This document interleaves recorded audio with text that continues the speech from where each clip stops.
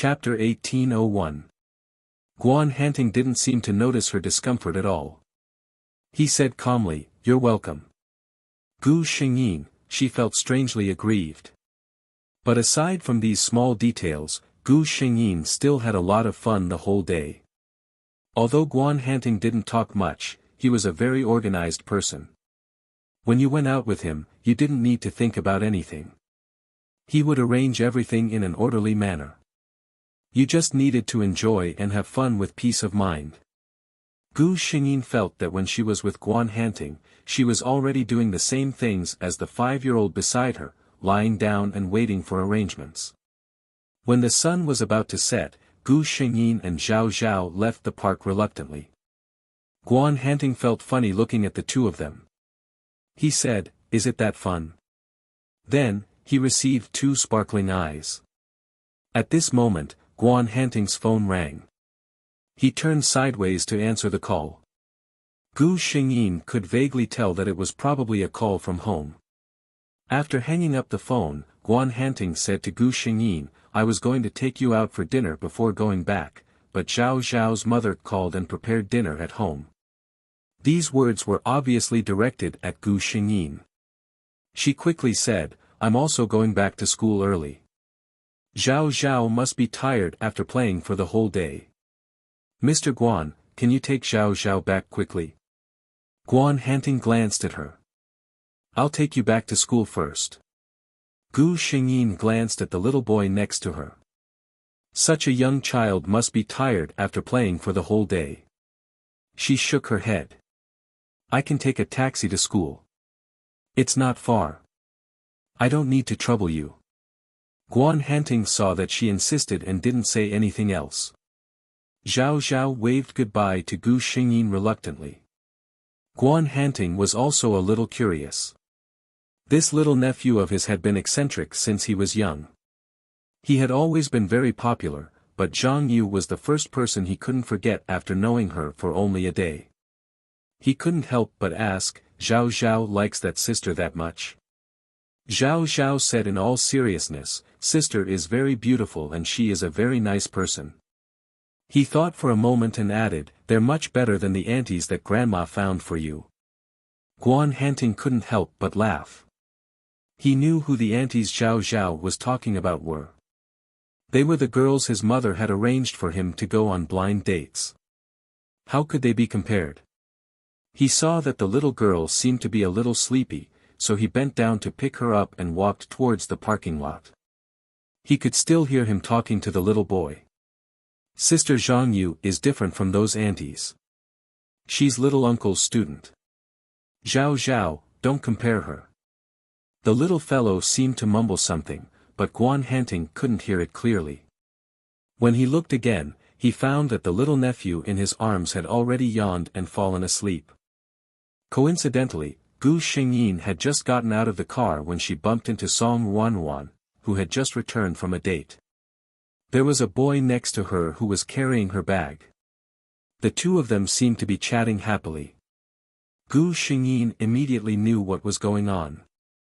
"It seems that my roommate is no longer single." Song Wanwan obviously saw Gu Xingyin as well. She turned to say something to the boy, took her bag from him, and walked towards Gu Xingyin. "Congratulations." Gu Xingyin winked at her. Chapter 1802. Hearing this, Song Wanwan turned around. The guy was still standing there. She waved at him before he turned and left. Gu Xingyin said sourly, "Are you trying to show off to me?" Song Wanwan walked over and held her arm. "Meng Meng, aren't you embarrassed to say that? If you were to announce that you're looking for a boyfriend now, I guarantee that the queue in our school would stretch from the classroom door to the school entrance." Gu Xingyin laughed but did not say anything. Seeing her like this, Song Wanwan's heart skipped a beat. She seemed to have thought of something inside. "Meng Meng, what do you plan to do?" Gu Xingyin was confused. "What do you mean?" "Mr. Guan." Song Wanwan lowered her voice. "I don't mean to say this, but although Mr. Guan is handsome, he has such a cold personality.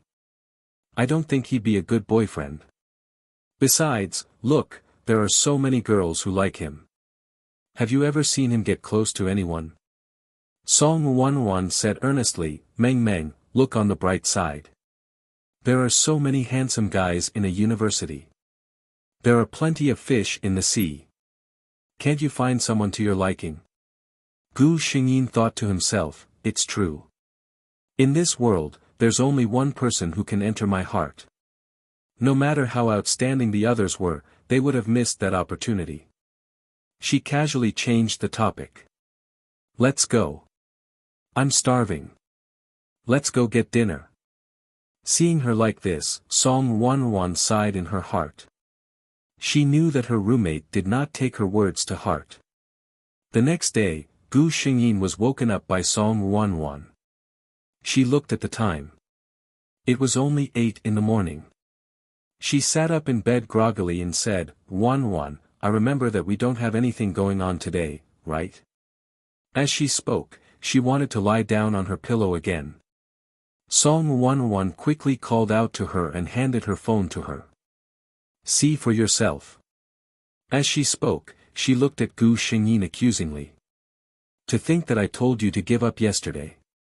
Meng Meng, you and Mr. Guan have already developed to such an extent in private and you didn't even tell me? How disloyal. Gu Xingyin subconsciously looked at the phone screen. It was a photo from yesterday. The way she was eating sundaes with Guan Hanting and Zhao Zhao, and the way she was talking to Zhao Zhao with her head lowered. She didn't know if the photographer did it on purpose, but Guan Hanting's expression was very gentle in every photo, which was very different from his usual appearance. One of the photos was the most intriguing. Guan Hanting gently bent over and reached out to touch the corner of Gu Xingyin's mouth. Guan Hanting's eyebrows were slightly lowered, and the corners of his lips were slightly raised, as if he was smiling. On the other hand, Gu Xingyin widened her eyes and opened her mouth slightly, as if she was very shy. There was a vague ambiguous atmosphere between the two of them. No one would believe that there was no relationship between the two of them. Gu Xingyin glanced up. The title was, The Hidden Lovers of 8A University. Apart from herself and Guan Hanting, there were a few other couples mentioned in the post.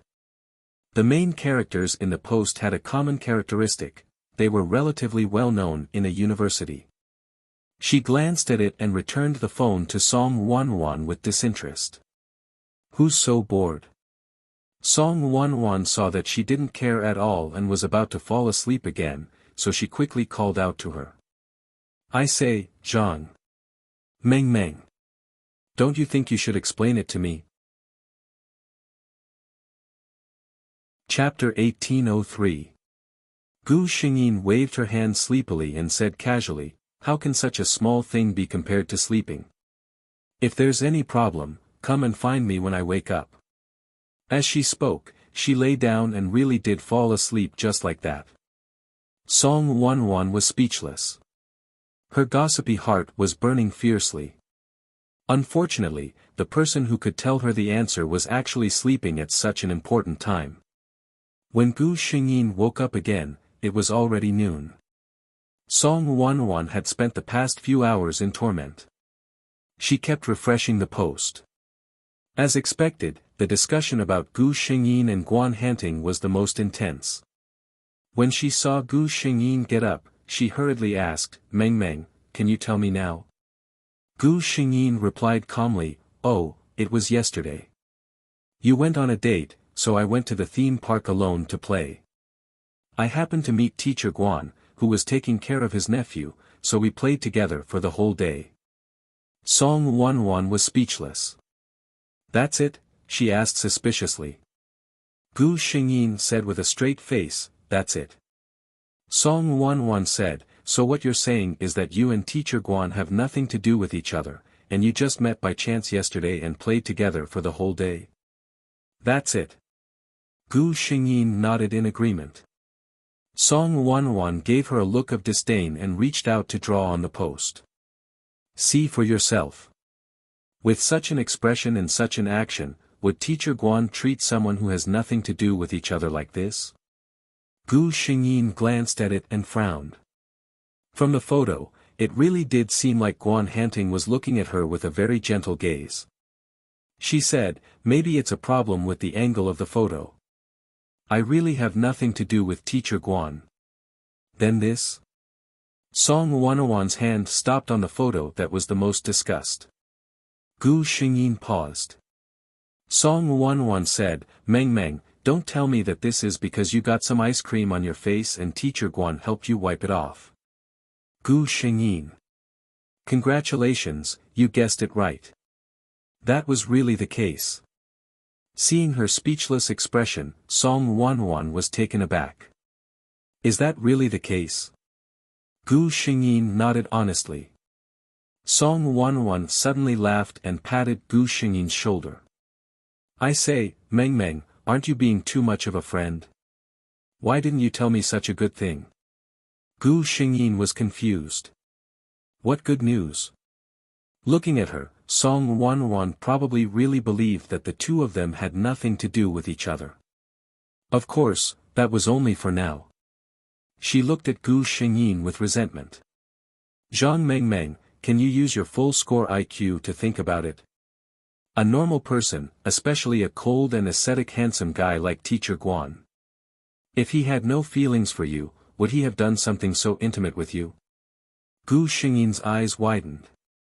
What do you mean? Song Wanwan nodded. Gu Xingyin sighed. No, he wouldn't. You don't know that Teacher Guan has never even smiled at me. Song Wanwan, one of you is slow, and the other is boring. Serves you right that you can't be together. She waved her hand. Forget it. Fate is probably something that's predestined. You guys can do whatever you want. Gu Xingyin looked at her with a smile and shook her head. Actually, how could she not know? Guan Hanting was probably the only one who did not know. First update. There are 4 more updates tonight. On the first day of the month, if you have votes, please vote for Gigi. Let's go up the rankings. Chapter 1804. Gu Xingyin didn't take this matter to heart. There was a lot of gossip on the school forum. Moreover, the author of the post didn't seem to have any malicious intentions. It was purely gossip. If Gu Xingyin took this seriously and still made a fuss about it, it would really be a case of trying to cover it up. However, even if she didn't care about this matter, there were naturally people who cared. During class the next day, several students in Zhang Yu's class were gossiping to Gu Xingyin about what had happened with a mysterious look on their faces. Gu Xingyin could only helplessly say, there really isn't anything. However, the onlookers weren't satisfied with her explanation at all. Their enthusiasm didn't diminish at all. This kind of mood reached its peak the next day, which was Tuesday, when Gu Xingyin attended Guan Hanting's elective class. Even if Gu Xingyin didn't care about other people's gazes, there were so many people looking at her in unison. Moreover, they looked at her ambiguously and looked back and forth between her and another person of the opposite sex. It was still a very uncomfortable thing to do. Guan Hanting's face turned cold.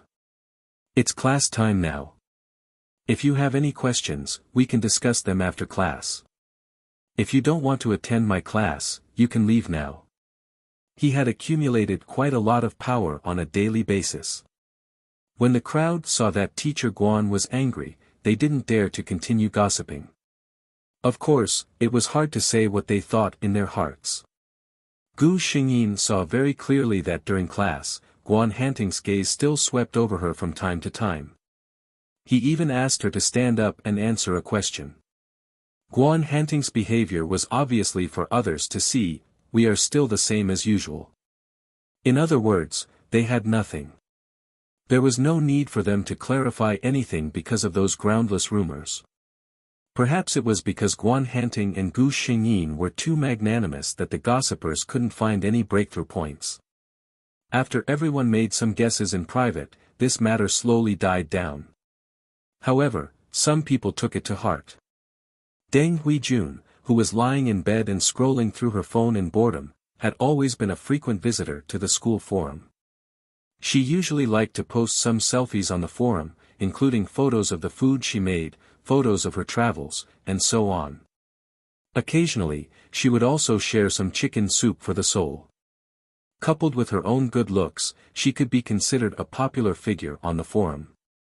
When Deng Huijun saw the photo of Gu Shengyin and Guan Hanting, she thought it was fake. She knew very well how unapproachable Guan Hanting was. If he was so easily attracted to a beautiful female student, with Deng Huijun's beauty, she wouldn't have hinted so many times. Guan Hanting didn't react at all. Moreover, Deng Huijun was very confident. No matter how beautiful she was still just a little girl. A mature and gentlemanly man like Guan Hanting would prefer a mature and elegant woman like her. Don't let this photo affect your judgment, she said to herself. But even so, she still couldn't calm down. She couldn't lie to herself. Judging from this photo, even if Guan Hanting didn't like Zhang Yu, she must have a special place in his heart. Chapter 1805. Deng Huijun felt a sense of suffocation in her heart. If she did not clear it up, she would never be able to feel at ease. She hated Zhang Yu. She had twisted her ankle the moment she got close to her. In the end, she was forced to lie at home every day to recuperate. She was so close to the man she liked. If it was said that Deng Huijun had only instinctively disliked Zhang Yu in the past, then now, she truly detested her and even loathed her. Human emotions were just so strange. Deng Huijun's situation clearly had nothing to do with Gu Shengyin. Moreover, Deng Huijun was not related to Guan Hanting. Anyone could be with him. Deng Huijun felt that it was because of Zhang Yu that she was so unlucky. She did not want to follow her mother's instructions and slowly approach this girl to find out more information. That would be too troublesome. She was very angry now. Deng Huijun felt that if she saw Zhang Yu now, she would not be able to keep calm. After the class. As usual, Guan Hanting picked up his books and walked out of the classroom. The students in the classroom, who were waiting to watch a good show, all looked disappointed.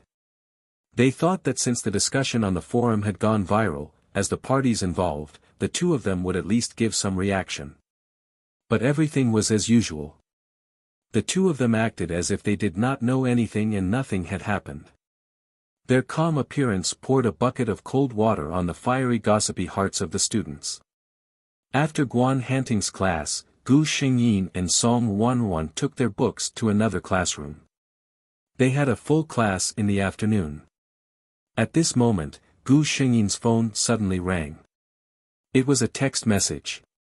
She thought it was an advertisement notification and did not look at it for the time being. When she arrived at the classroom for the next class, Gu Shengyin thought of this and took out her phone from her pocket. It was an unknown number. There were only a few words in the text message. I saw the news on the forum. Don't worry, the innocent will know. Gu Shengyin could not help but laugh. Could it be that this man still thought that she would develop some kind of strange emotions? Her laughter attracted Song Wanwan's attention. She couldn't help but lean over. What are you looking at that makes you smile so happily? Gu Shengyin instinctively put her phone away and smiled at Song Wanwan. I'm not showing it to you. Song Wanwan was stunned by her rare playfulness. When she came back to her senses, she couldn't help but reach out and pinch Gu Shengyin's face. Look at your beautiful face.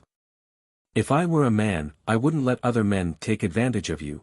Gu Shengyin chuckled and didn't say anything else. When Song Wanwan fell silent, Gu Shengyin discreetly took out her phone and scrolled to the message page. She thought for a moment, then tapped her finger lightly and replied with a message.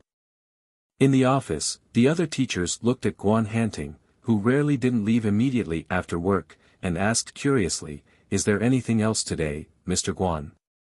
They all knew that Guan Hanting's main job was in the hospital. They had always known that he was a busy man who came and went in a hurry and left right after class. Today was a rare day of free time. Guan Hanting replied, "I'll be leaving soon." His cell phone suddenly rang. Guan Hanting quickly tapped on the phone that had been on the table all this time. From the looks of it, he seemed to be waiting for something. The teacher who had been talking to Guan Hanting looked at the phone strangely as the corners of Guan Hanting's lips curled upwards. Chapter 1806. The reply was also very simple, with only a big smiley face. Guan Hanting was relieved. He felt much better after making sure that her mood wasn't affected by this matter. He packed up his things and walked to the garage. His car was stopped at the school gate. Guan Hanting rolled down the window and looked at the woman who stopped his car with a frown. "Ms. Deng, you should know that this is a very dangerous behavior. What would have happened if he had driven a little faster and stepped on the brakes a little slower?" Deng Huijuan's foot injury hadn't healed yet. She forced herself to come to school. Fortunately, she caught up with Guan Hanting. Hearing Guan Hanting's question, a trace of embarrassment flashed across her face. But very quickly, she suppressed this trace of embarrassment. She walked to the window and said to Guan Hanting, "Mr. Guan, can you give me a ride?" Guan Hanting furrowed his brows. He knew that Deng Huijun had feelings for him. Because of this, he didn't want to have anything to do with her. But Deng Huijun showed a trace of pity on her face and said in a softer tone, "I sprained my foot before, and it hasn't healed yet. I really can't walk." In the end, Guan Hanting couldn't bring himself to leave an injured person on the streets. His face relaxed a little. Seeing this, Deng Huijun was happy. She wanted to open the front passenger seat, but Guan Hanting said lightly, "Ms. Deng's leg is inconvenient. It's better to sit in the back seat. It's more comfortable." Deng Huijun had to open the back door herself. After Deng Huijun sat in the car, Guan Hanting asked, "Where do you want to go, Ms. Deng?" Deng Huijun gave a random name. It wasn't far. It was only a 10-minute drive from a university. It was very quiet in the car. Obviously, the man who was driving wasn't in the mood to chat. But Deng Huijun couldn't waste these 10 minutes.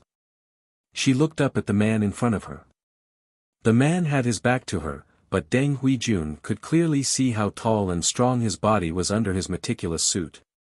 Such a cold and unapproachable man usually had an unusually warm and sexy heart after the cold shell was removed. And she wanted to be the woman who could open Guan Hanting's cold shell. "Mr. Guan." Seeing that Guan Hanting seemed to break the silence, Deng Huijun had to speak up. His deep voice carried a hint of femininity. In Deng Huijuan's ears, it was no less than an auditory pleasure. It was useless to be reserved with such a man. She decided to get straight to the point. "I have a good impression of Teacher Guan. Do you know that?" Hearing this, Guan Hanting didn't even tighten his grip on the steering wheel. He said faintly, "Teacher Deng, please don't joke around." Deng Huijun chuckled and flipped her long hair. She knew that although Guan Hanting didn't turn around, he could see her actions from the rearview mirror. She also knew how mesmerizing she looked when she did such a thing. She smiled faintly and said, "Whether I'm joking or not, Teacher Guan, you can test it out with me." She purposely lowered and lengthened the last word. In this small space, it gave birth to a sticky and ambiguous atmosphere. Chapter 1807. Deng Huijun was confident. Not many men would be able to resist a woman like her taking the initiative to hint at them. So what if Mr. Guan was aloof and ascetic? She didn't believe that any man would be able to resist a peach blossom. However, she was wrong. Guan Hanting didn't seem to notice her hint at all. He still said in a calm and indifferent tone, "Sorry, I don't have any feelings for Mr. Deng other than that of a colleague. Mr. Deng, please don't waste your time on me." Deng Huijuan's expression froze. She didn't expect that he wouldn't be moved at all after she hinted at him to this extent. She had never doubted her charm. Could it be that Guan Hanting really liked a little white rabbit like Zhang Yu, like what was said on the forum? She still didn't give up. Mr. Guan, we're all adults. Whether we're suitable for each other or not, it's not up to you. Anyway, you don't have a girlfriend now. You have nothing to lose by trying with me. This time, her words were even more straightforward. A trace of disgust flashed through Guan Hanting's eyes. He knew that some people were very open-minded about adult matters. He didn't reject such thoughts, but he was a bit of a clean freak when it came to relationships. He couldn't accept that someone chose to be together just because of desire without considering feelings. He said coldly, "If Mr. Deng still wants to sit in my car, don't continue this topic." Deng Huijuan's face also darkened. In all her life, she had never met a man who didn't give her face like this. She remembered the news she saw on her phone and suddenly said in a bad tone, "Mr. Guan, you're so afraid of me. Is it because of Zhang Yu?" Guan Hanting's hand on the steering wheel tightened. Deng Huijun didn't notice it at all and continued, "Is it really like what the forum said? Mr. Guan, you like your student. You're dating her intimately on the weekend."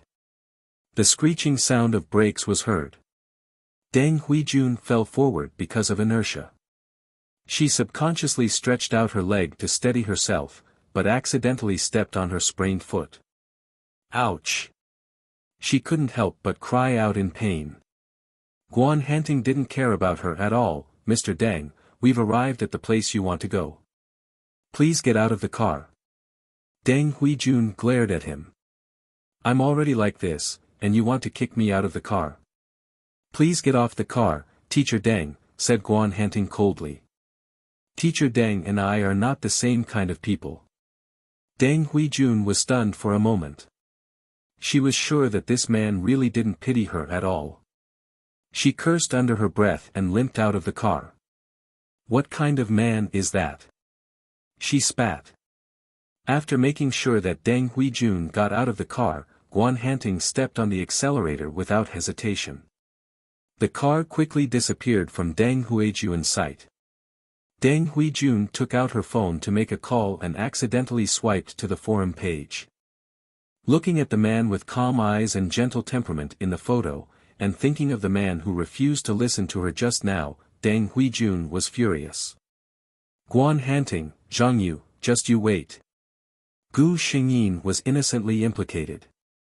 She had no idea that Guan Hanting had drawn another wave of hatred for her. However, if she knew what had happened, she would probably only say, "Well done." Chapter 1808. Deng Huijun rushed home angrily. Zhao Li was sitting on the sofa watching a show. Seeing her daughter like this, she quickly asked what happened. Deng Huijun's foot was in pain, and she was very upset. Zhao Li gave her a glass of juice. Deng Huijun drank 2 mouthfuls, and the anger in her heart subsided a little. She opened her mouth and said, "Mom, that Zhang Yu really inherited her mother's nature. She's still in school, but she's already seduced the famous cold prince in our school. He's so protective of her." Zhao Li looked at her reclining on the sofa and frowned. "Huijun, what did I teach you?" Deng Huijun's expression froze. She hurriedly straightened her posture and regained her elegant and calm appearance. "Mom, I was just angry." Zhao Li had been strict with her only daughter since she was young. Not only did she send her to dance lessons, but she also hired a professional etiquette teacher to teach her. According to her, she wanted to nurture her daughter into a true lady of the upper class. Apparently, her strictness had paid off. Outside, many people who saw Deng Huijun were full of envy and praise. However, no one knew what they said in private. After all, Zhao Li's affair with Deng Yuanlin back then, forcing the legal wife to step down and successfully becoming Mrs. Deng, was not a secret in the upper-class circle of Green City. Many people knew that the only daughter of the Deng family was an illegitimate daughter who could not be shown in public back then. Only Deng Huijun herself did not know. Zhao Li said with satisfaction, "That's more like it. Tell me, what's wrong with that Zhang Yu?" Speaking of this, Deng Huijun's face was full of anger. She exaggerated a lot about Zhang Yu, especially the rumor that he was in a relationship with a teacher that had caused a lot of commotion in school in recent days. She looked at her with disdain. "Tell me, what ability does she have to attract a man like Teacher Guan? So many boys in a university can't forget her." Zhao Li did not speak. After her daughter finished speaking, she glanced at her and suddenly asked, "Do you have any thoughts about that Teacher Guan in your heart?" Deng Huijun looked a little uncomfortable. Zhao Li acted as if she did not see it and continued, "He doesn't like you." Deng Huijun looked embarrassed. "Mom." Zhao Li said, "Okay, I gave birth to you. What can't you tell your mother? Don't beat around the bush when you're talking to me." Deng Huijun's expression was still unnatural. She thought to herself that no matter who it was, she wasn't willing to tell such a shameful thing. Zhao Li said faintly, "You are the eldest daughter of the Deng family.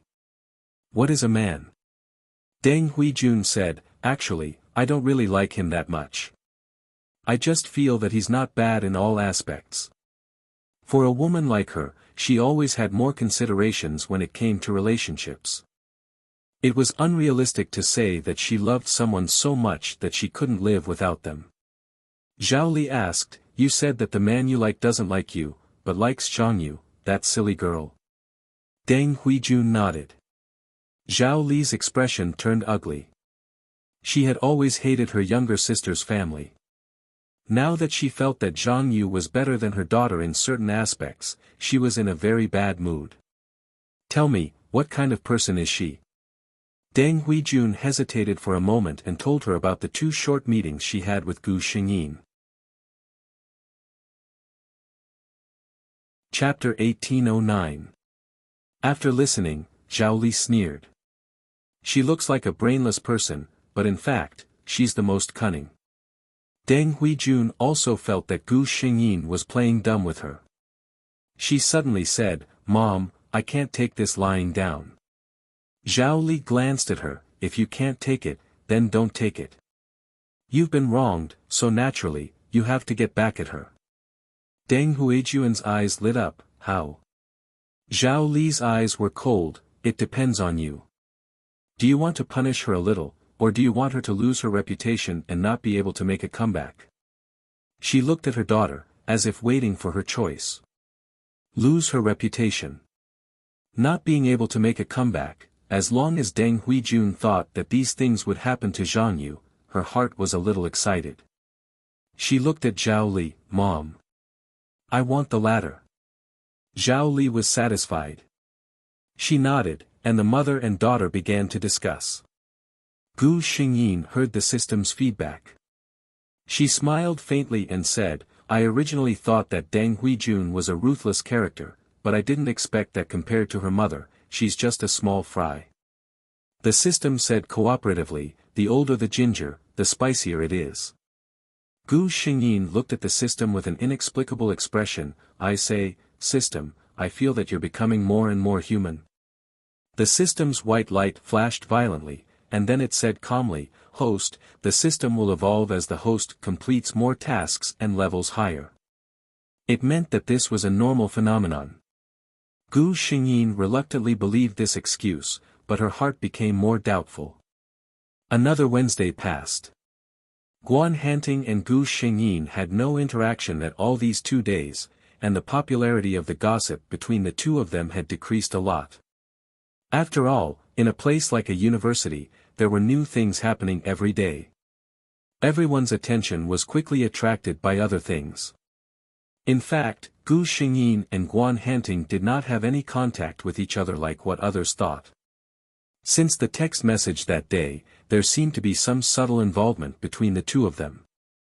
When Gu Xingyin met Guan Hanting on the road, she would smile and greet him, and Guan Hanting would respond with a gentle expression.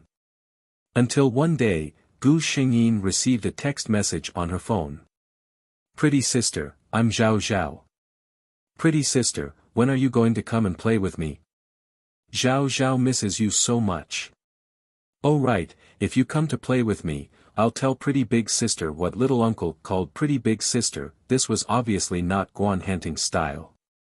Gu Xingyin couldn't help but laugh when she thought of the cute little boy's chubby face. Song Wanwan, who was sitting beside her, looked at her in confusion. Meng Meng, why are you suddenly laughing? Gu Xingyin quickly said, I'm chatting with a child in my house. He's very cute. Oh. Song Wanwan was not interested in children, so she lowered her head again. Gu Xingyin did not reply to Song Wanwan. When she checked her phone again, she saw 2 more messages. One was the address, Jinhe Garden XXXXX. Could this be Guan Hanting's address? Gu Xingyin instinctively looked it up on the web.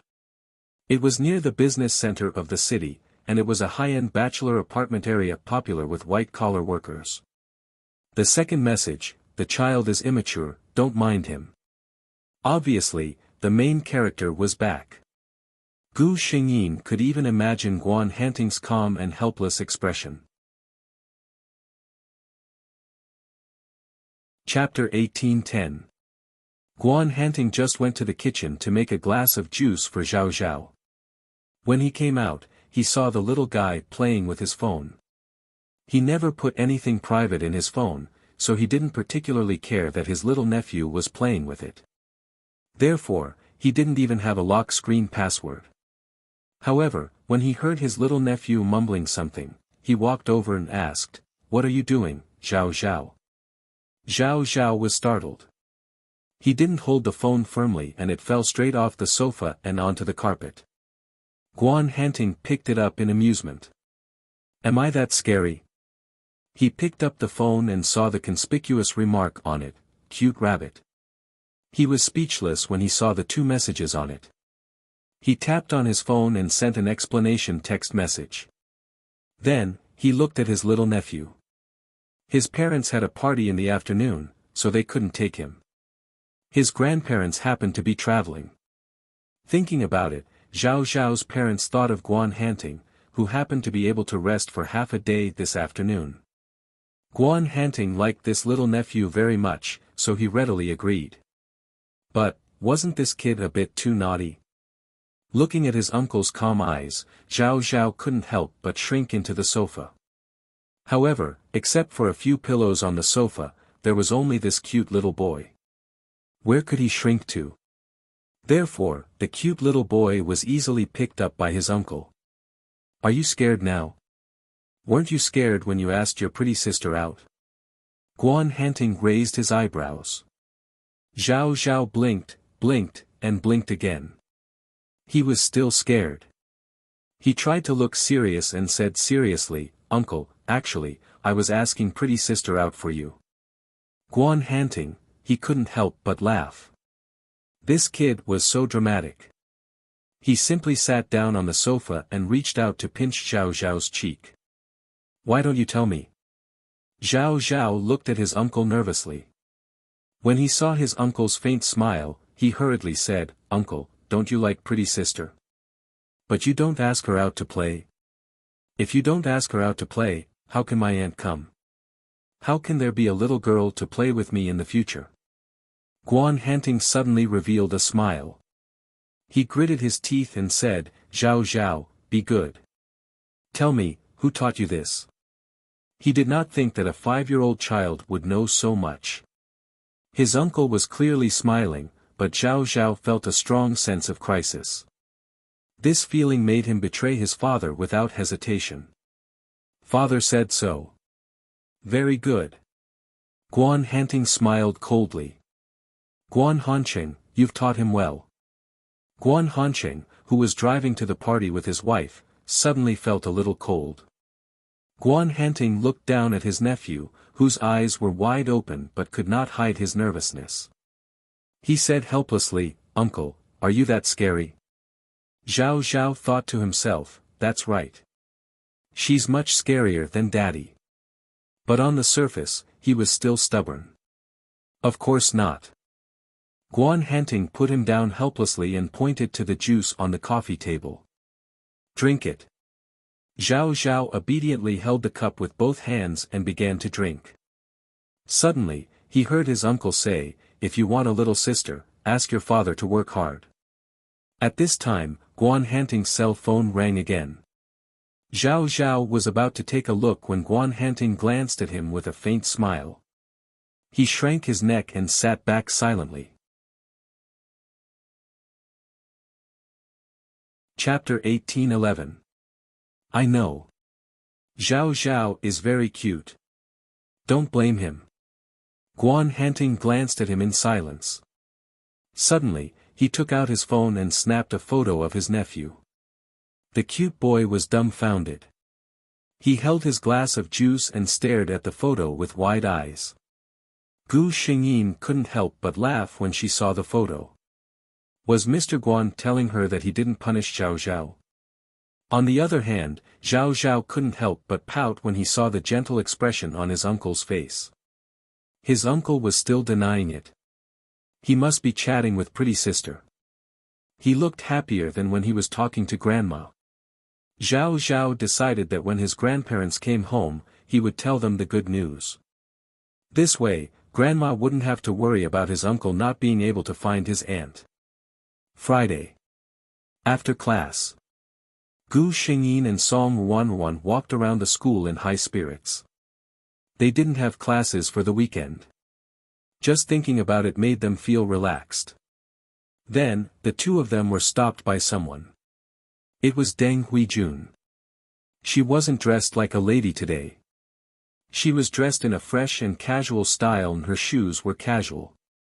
Clearly, she was still a little traumatized from the previous time she sprained her ankle. It looks like you from afar. It's really you, Zhang Yu. Deng Huijun smiled affectionately. Gu Xingyin smiled at Deng Huijun and poked at her sore spot. Is your ankle better, Ms. Deng? Deng Huijun was speechless. She couldn't continue the conversation. She smiled and said, "It's better now. Thank you for your concern." Gu Xingyin looked down at her shoes and said sincerely, "I think you look good in these shoes too." Deng Huijun didn't want to talk about her ankle and shoes anymore. She glanced at Song Wanwan. Her meaning was obvious. "I have something to say to Zhang Yu." Song Wanwan glanced at Gu Xingyin. She didn't feel safe leaving her alone. Gu Xingyin said, "Wanwan, you can go back first." Song Wanwan knew that Zhang Yu was someone who had her own ideas. Seeing her like this, it was obvious that she knew what to do. Song Wanwan then politely bid farewell to Deng Huijun. Deng Huijun drove Gu Xingyin to a tea house. Gu Xingyin looked around the tea house. It seemed that Deng Huijun didn't want to beat around the bush with him. She looked at the tea in front of her. The tea was refreshing, and a faint tea fragrance spread out along with the steam. "Good tea," she praised sincerely. The smile on Deng Huijun's face was very obvious. "Since it's good tea, student Zhang Yu should try it." Gu Xingyin just slowly turned the teacup lid and did not pick it up. "I still don't know why you are looking for me, Mr. Deng." Deng Huijun was a little annoyed when she saw that she refused to drink. She smiled and said, "Actually, it's nothing much. I just want to thank you properly, Zhang Yu." Gu Xingyin put down the teacup lid in her hand, and the crisp sound of the teacup lid rang out in the quiet space. "Oh. You drugged the tea. Is this your way of thanking me?" Deng Huijun's expression changed drastically. She looked at Gu Xingyin. "How did you know?" She knew that she had said something wrong the moment she said it. Gu Xingyin stopped smiling. "I didn't know at first, but now I am sure." She looked at Deng Huijun coldly. "I just want to know why you are treating me like this, even though we have no grudge against each other." Teacher. Chapter 18:12. Deng Huijun stared at Gu Xingyin. She had no idea how the person in front of her knew that she had drugged the tea. She looked at the girl who was usually like a little white rabbit, sitting quietly in the seat opposite her. Her delicate face was expressionless as she stared at her. Deng Huijun actually felt a little pressure. How could it be? She was just a little girl in her early 20s. How could she make her feel pressured? Deng Huijun straightened her body as if this would make her look more confident. She didn't answer Gu Xingyin's question. Instead, she sneered, "You usually use that little white rabbit look to deceive those men, right? Tell me, if Guan Hanting saw you like this, would he still like you?" After she finished speaking, she met Gu Xingyin's eyes. She looked like she was looking at a joke. Gu Xingyin seemed to know Deng Huijun for the first time. Or could it be that Deng Huijun saw a deeper meaning in her eyes? So the teacher Deng I know is actually such an idiot. So. You drugged me because you were jealous of my good relationship with teacher Guan. Deng Huijun paused and then said coldly, "Who's jealous of you? What do you have to be jealous of?" Gu Xingyin leaned back in the chair behind her. Then it's because of the grudges of the previous generation, right? My cousin. Deng Huijuan's eyes narrowed. She stared at Gu Xingyin. You actually know everything. Is it strange? I know that my mother has a sister who was kicked out of the house. I know that my so-called aunt gave birth to a cousin. Gu Xingyin said slowly. Her nonchalant attitude seemed to have angered Deng Huijun. Shut up. Deng Huijun raised her voice.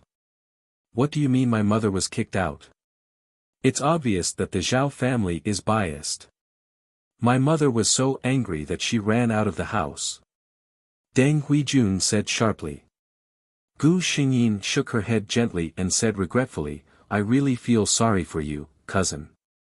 Deng Huijun stared at her with her eyes wide open.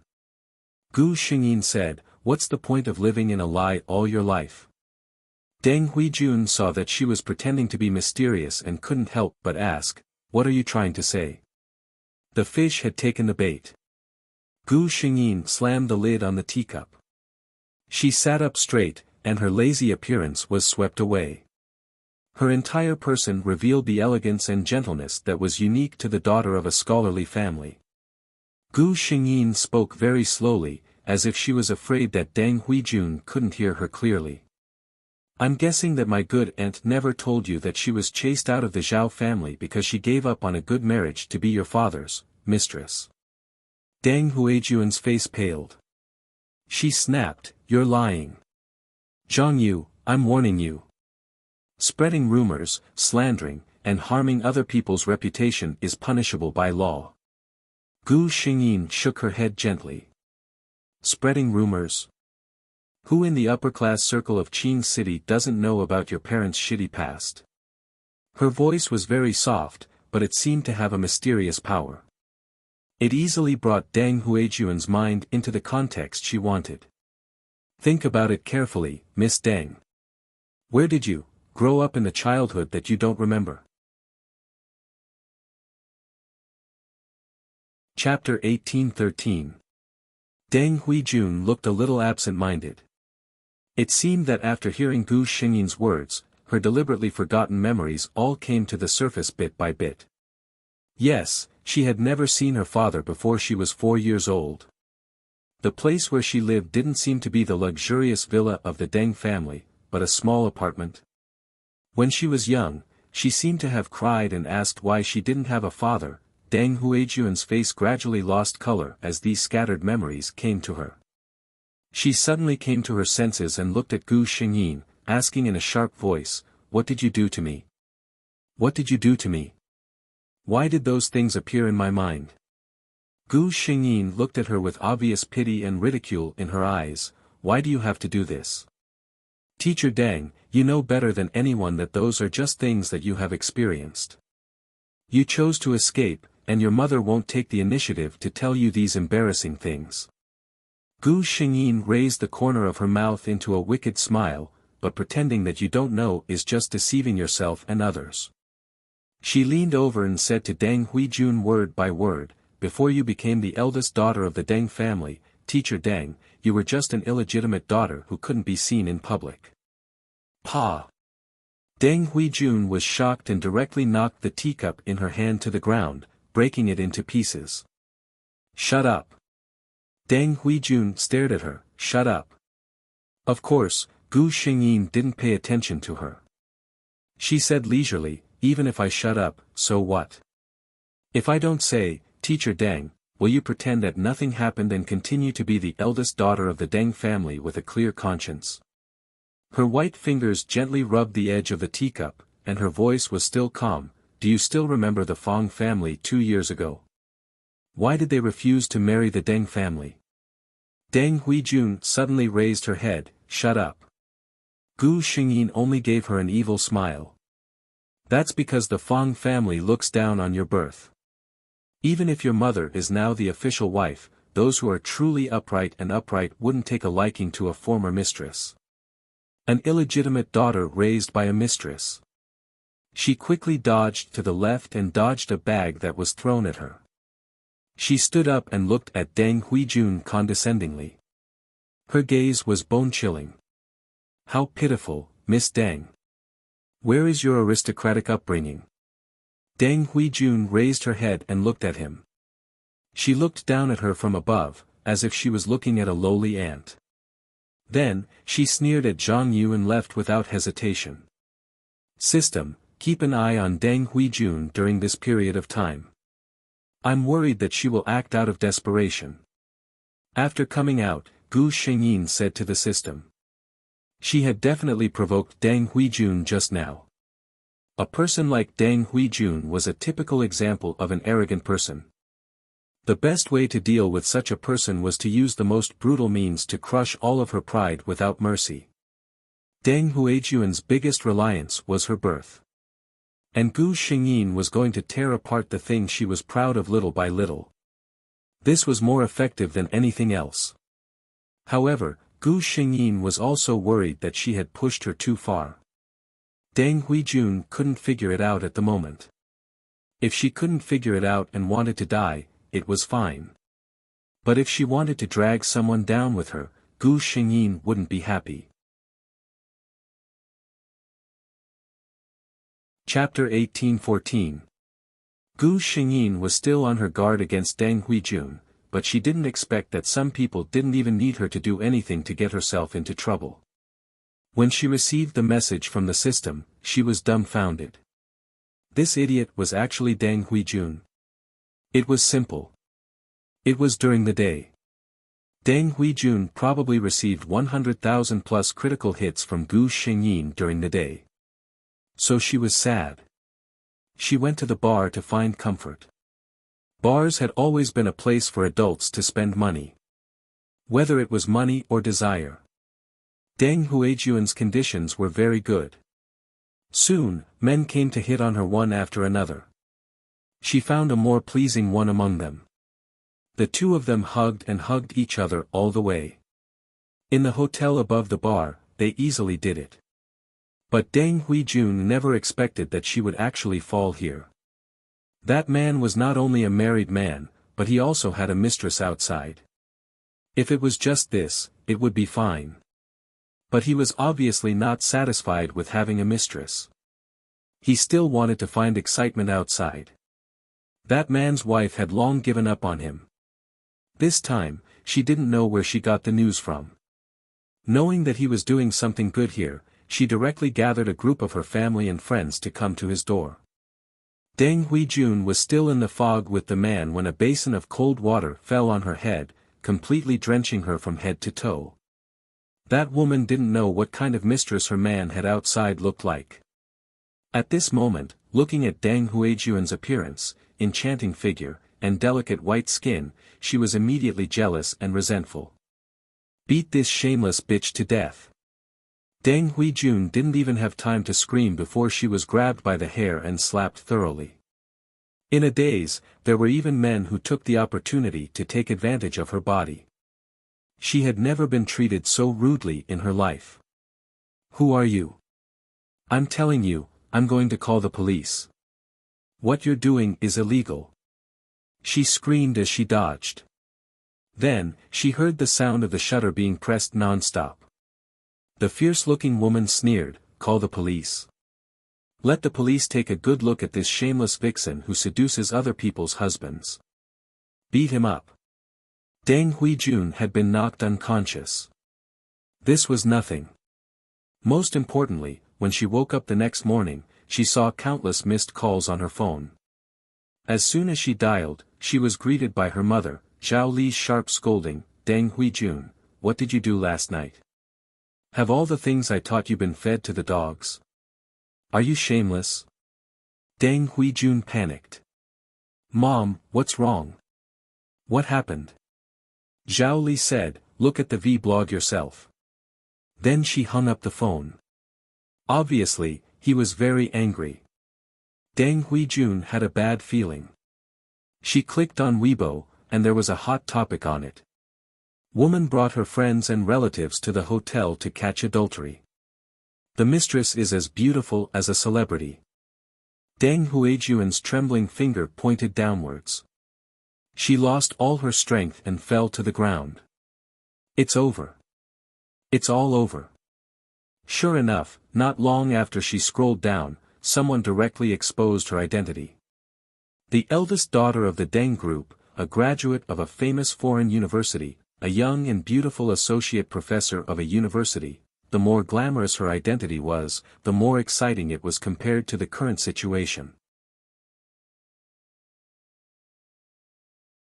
Chapter 1815. Deng Huijun hurriedly put on her clothes and went home. She didn't even dare to go to the hospital for fear of being recognized. Without a doubt, when she returned home, she was greeted with her mother's cold face and her father's disgusted scolding. Deng Yuanlin hadn't been nice to his daughter since he came home and saw her. Deng Huijun tried to argue that she wasn't a mistress and that she only knew that man at the bar. However, Deng Yuanlin just looked at her coldly. "You slept with a man you don't know? Deng Huijun, how cheap are you?" Deng Huijun's heart turned cold. Was this really something a father would say? She turned to look at her mother. Her mother, who had always doted on her, seemed to be looking at her with cold eyes. "Deng Huijun, you disappoint me. Now, get back to your room. Don't be an eyesore in front of me." Deng Huijun's body swayed. She didn't expect that she would be treated like this by the person closest to her after such a thing happened to her. Deng Huijun locked herself in her room. She didn't even go to school for work. She didn't need to think to know that if she went to school at this time, what greeted her would definitely not be friendly care. Instead, it would be all kinds of mocking and disdainful gazes and probing with bad intentions. She browsed the news and Weibo like a madwoman. She hoped that all this was just a ridiculous dream. But it wasn't. Everything didn't stop. Instead, it became more and more popular. That woman had come prepared. She had planned to catch the adulterers in the act long ago. She wanted to divorce that man, and this time, catching them in the act and the photos in her hands were the best evidence. Deng Huijun's naked photos were posted on the internet. In addition to a lot of trolls, there were actually many who praised this dissipating body in good looks. However, in such a situation, such so-called praise had become a joke. Deng Huijun looked at her nude photos circulating on the internet in despair.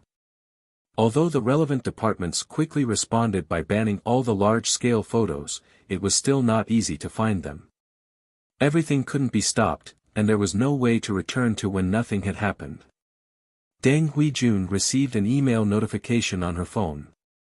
She was unilaterally fired by a university. The reason was that a teacher whose private life was so promiscuous might set a bad example for the students. Deng Huijun threw her phone aside and covered her head with the blanket. The feeling of lack of oxygen spread out, as if this was the only way to make her forget those things in her mind. She felt that she was really unlucky. Why did she have to encounter such a thing? She really fell unjustly. But at this time, the real mistress wouldn't be stupid enough to stand up for herself. As for the fact that she had slept with that man, there was no doubt about it. She didn't even have a place to wash. On the third day, Deng Huijuan's door was open from the outside. She was met with her father's cold gaze and a plane ticket to Country M. I've booked a plane ticket for you. You'd better not stay here for the time being. Dad, what do you mean? Deng Huijuan's eyes widened. She didn't expect him to be so heartless. Deng's group stock price had been plummeting for the past few days. Deng Yuanlin was completely impatient with his daughter. The Deng family didn't need a daughter who would only drag the family down. Chapter 18:16. Deng Yuanlin looked at his daughter in front of him. This daughter, before this, had always been his pride. Everyone in Green City knew that the eldest daughter of the Deng family, Deng Huijun, was elegant, generous, and had an outstanding temperament. She was the best among the socialites in Green City. But now, Deng Yuanlin looked at his daughter critically. The woman in front of him was wearing pajamas. Her pale face was faintly bruised, and her expression was somewhat gloomy. At this moment, what was the difference between her appearance and those ordinary passers-by outside? The eldest daughter of the Deng family, who had lost her glamorous dress and exquisite makeup, was just an ordinary person. Thinking of the trouble she caused a few days ago, and the countless doubts Deng Yuanlin received in the council these days, the last bit of pity in his heart for this daughter disappeared without a trace. Deng Yuanlin didn't even want to talk to her anymore. It's what it means. Huijun, you should also know that continuing to stay in Green City is not a good thing for you and the Deng family. He dropped this sentence, turned around, and left without hesitation. Deng Huijun stared blankly at the ticket thrown on the bed. The date on it was tomorrow. She had always thought that she was favored. But it wasn't until this moment that she realized that she was the one who could be abandoned at any time. She sat on the bed in a daze and didn't come back to her senses until a long time later. She clearly knew that she absolutely couldn't leave Green City and go abroad. Going abroad at such a sensitive time was basically telling others that she was the one who had been abandoned by the Deng family. It was easy to go abroad, but difficult to come back. Her father had illegitimate children outside, and more than one. At this critical moment, if she went abroad, she might not get anything in the end. Why? She was the legitimate daughter. She should be the first heir of the Deng family's wealth. Deng Huijun was stunned for a while. She got up, tidied herself up, and went to her mother Zhao Li's room. At this time, her biological father was unreliable, but her biological mother was definitely on her side. Whether Zhao Li was doing it out of mother-daughter relationship or for her own status. She was willing to see her daughter stay in Green City and stay at home. Zhao Li didn't seem surprised to see her daughter. Before Deng Huijun could speak, she spoke first. If it's because of the matter of going abroad, I already know, and there's nothing I can do. She did not look well because she had argued with her husband about this matter not too long ago. The result was obviously not satisfactory. Deng Huijun opened her mouth. She did not expect that she would say such words. Zhao Li looked at her daughter, who was wearing exquisite makeup but still looked haggard. A trace of heartache flashed in her heart. She said, "Don't worry, Huijun. I won't let those people take away what belongs to you. Stay abroad for a while, and Mom will bring you back as soon as possible." Deng Huijuan's heart turned cold. She didn't even have the chance to speak before Zhao Li finished everything she wanted to say. She had no other choice but to believe in her mother. Deng Huijun left. He had gone to a faraway country. It was half a planet away from Green City, where she grew up.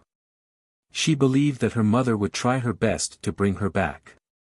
However, she didn't know that after she left, that woman just gently caressed her stomach.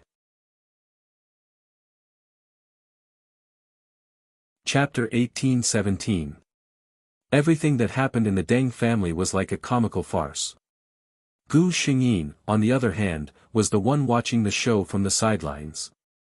When she knew that the Deng family had decided to send Deng Huijun abroad, she knew that Deng Huijun was done for.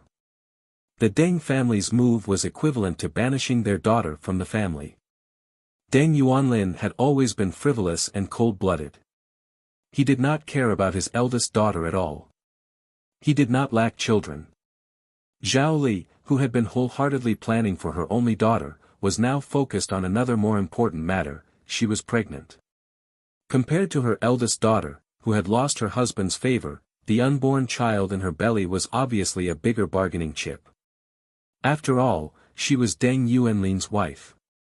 Only her child was the rightful heir. Deng Yuanlin also paid great attention to this child. He was no longer young. The existence of this child seemed to prove something, which made him very happy. At this time, Deng Huijun, who was far away in country M, did not know that her mother, who she thought would wholeheartedly plan for her and fight to bring her back, had long given up on her. For a woman like Zhao Li, she had feelings for her daughter. However, in her heart, the most important person would always be herself. A daughter who could no longer bring her any benefits, she would not spend too much effort on her. After Gu Xingyin was sure that Deng Huijun could not make any more waves, she stopped paying attention to the Deng family. Gu Xingyin closed his eyes gently to his aunt, who had never been kind to him and his mother, and murmured in his heart, "Don't worry. May that woman's wish never come true." After that, she had a fever for 3 days. Zhang Yu, who had always been healthy, suddenly had a high fever of 39 degrees and was unconscious. Song Wanwan was scared out of her wits. Gu Xingyin lay in the hospital for several days. Song Wanwan also took a few days off to accompany her. At first, Guan Hanting did not know anything. He did not see Gu Xingyin in class until that day. Not only did he not see Gu Xingyin, but he also did not see the girl who often hung out with her. Then, he saw the request for leave from the class committee member. Sick leave. Guan Hanting frowned. He didn't show anything on his face and calmly finished the lesson. After class, he sent a message to Gu Xingyin, "I heard that you took sick leave. Are you feeling better?" There was no reply. His frown deepened. After thinking about it, he reached out and pressed a button. The phone rang for a while before a young female voice answered the phone. "Hello." It wasn't Zhang Yu. Guan Hanting asked, "I'm looking for Zhang Yu." Song Wanwan thought that the voice on the other end of the phone sounded familiar. She hadn't noticed it before, but now that she saw the note that said, "Teacher Guan," she finally reacted. She quickly said, "I'm Zhang Yu's classmate, Song Wanwan. Zhang Yu is in a coma in the hospital with a fever. She can't answer the phone. Where are you?" The other party's cold voice sounded. Even through the phone, Song Wanwan could feel a sense of pressure. She glanced at Gu Xingyin, who was lying on the bed, and gave him an address. Guan Hanting hung up the phone and drove toward the hospital that Song Wanwan had given him. Chapter 18:18. Gu Xingyin had unknowingly forgotten what he wanted to say earlier. She looked at Guan Hanting, who had placed the glass of water on the bedside table, and could not help but ask, "Why are you here, Mr. Guan?" Guan Hanting sat down again and said, "I saw that you didn't come to class today, and then I saw the leave request from the class committee. I heard that you had a serious fever, so I came to take a look." He frowned and looked at Gu Xingyin. "The weather hasn't changed these few days. Why did you suddenly have a fever?" Gu Xingyin lowered his eyes when he heard that. What other reason could there be? It was what she had whispered in her heart yesterday. What Zhao Li wished for would not come true. The price to pay for this sentence was already beyond what Zhang Yu's body could bear. That was why she had such a high fever. Gu Xingyin shook her head gently. "I don't know what happened either. I felt weak when I woke up this morning, and the world was spinning." When she woke up, she was in the hospital. Guan Hanting did not say anything. He only said, after your fever subsides in 2 days, you can do a physical checkup. Knowing that he was worried about her, Gu Xingyi nodded. The two of them suddenly fell into silence. Gu Xingyi looked around and suddenly said, "Where's Ruan?" If she guessed correctly, it was Ruan who came to take care of her. Guan Hanting thought of the girl and said, "She said she went to get some hot water for you." Although he said that, Guan Hanting knew in his heart that it was just an excuse. At that moment, there was a soft knock on the door. A nurse came in with something, followed by Song Ruan. She was here to change her dressing. Guan Hanting stood up. "I should go back."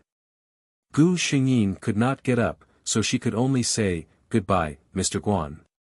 Song Ruan walked Guan Hanting out of the ward. Guan Hanting had no intention of chatting with Song Ruan and was about to leave. Song Ruan called out to him. "Mr. Guan." Guan Hanting stopped and turned to look at her. Song Ruan was a little nervous. She always felt pressured when facing Guan Hanting. But she still forced herself to ask, "Mr. Guan, are you dating Meng Meng?" She explained, "Meng Meng is Zhang Yu." Guan Hanting denied it. "No." Guan Hanting thought for a moment and roughly understood what was going on. He looked at Song Ruan with a warm gaze. "She and I are not in that kind of relationship for now." Song Ruan Bian and Ruan Ant. However, Guan Hanting clearly didn't intend to explain in detail.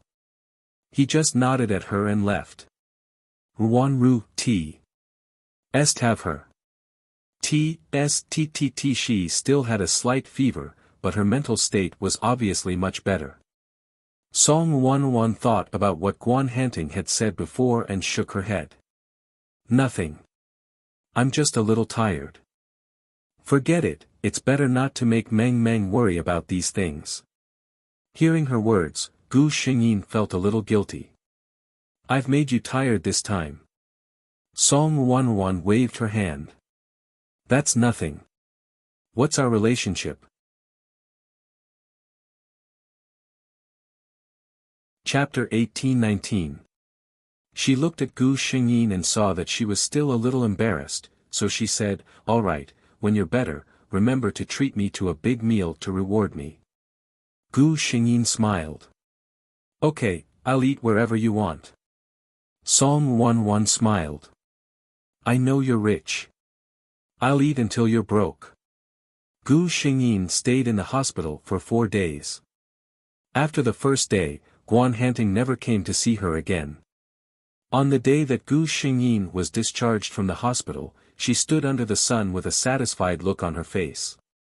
"It feels so good to bask in the sun." Song Ruan stood behind her with her bag. "So remember to take care of yourself in the future. Don't catch a cold again."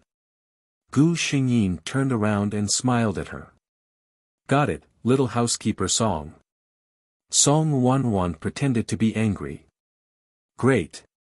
You're despising me now that you're discharged?" Everything in the school was as usual. Gu Xingyin received a lot of greetings when she went to class. Many of them were still worried about her. Guan Hanting taught them as usual. But one day 2 weeks later, he suddenly stopped teaching just as the class was about to end. "Due to personal reasons, this is the last time I'll be teaching you," he said calmly. As soon as he said that, the quiet classroom instantly became noisy.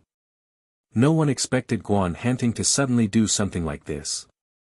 To be honest, although his classes were strict, they were not rigid.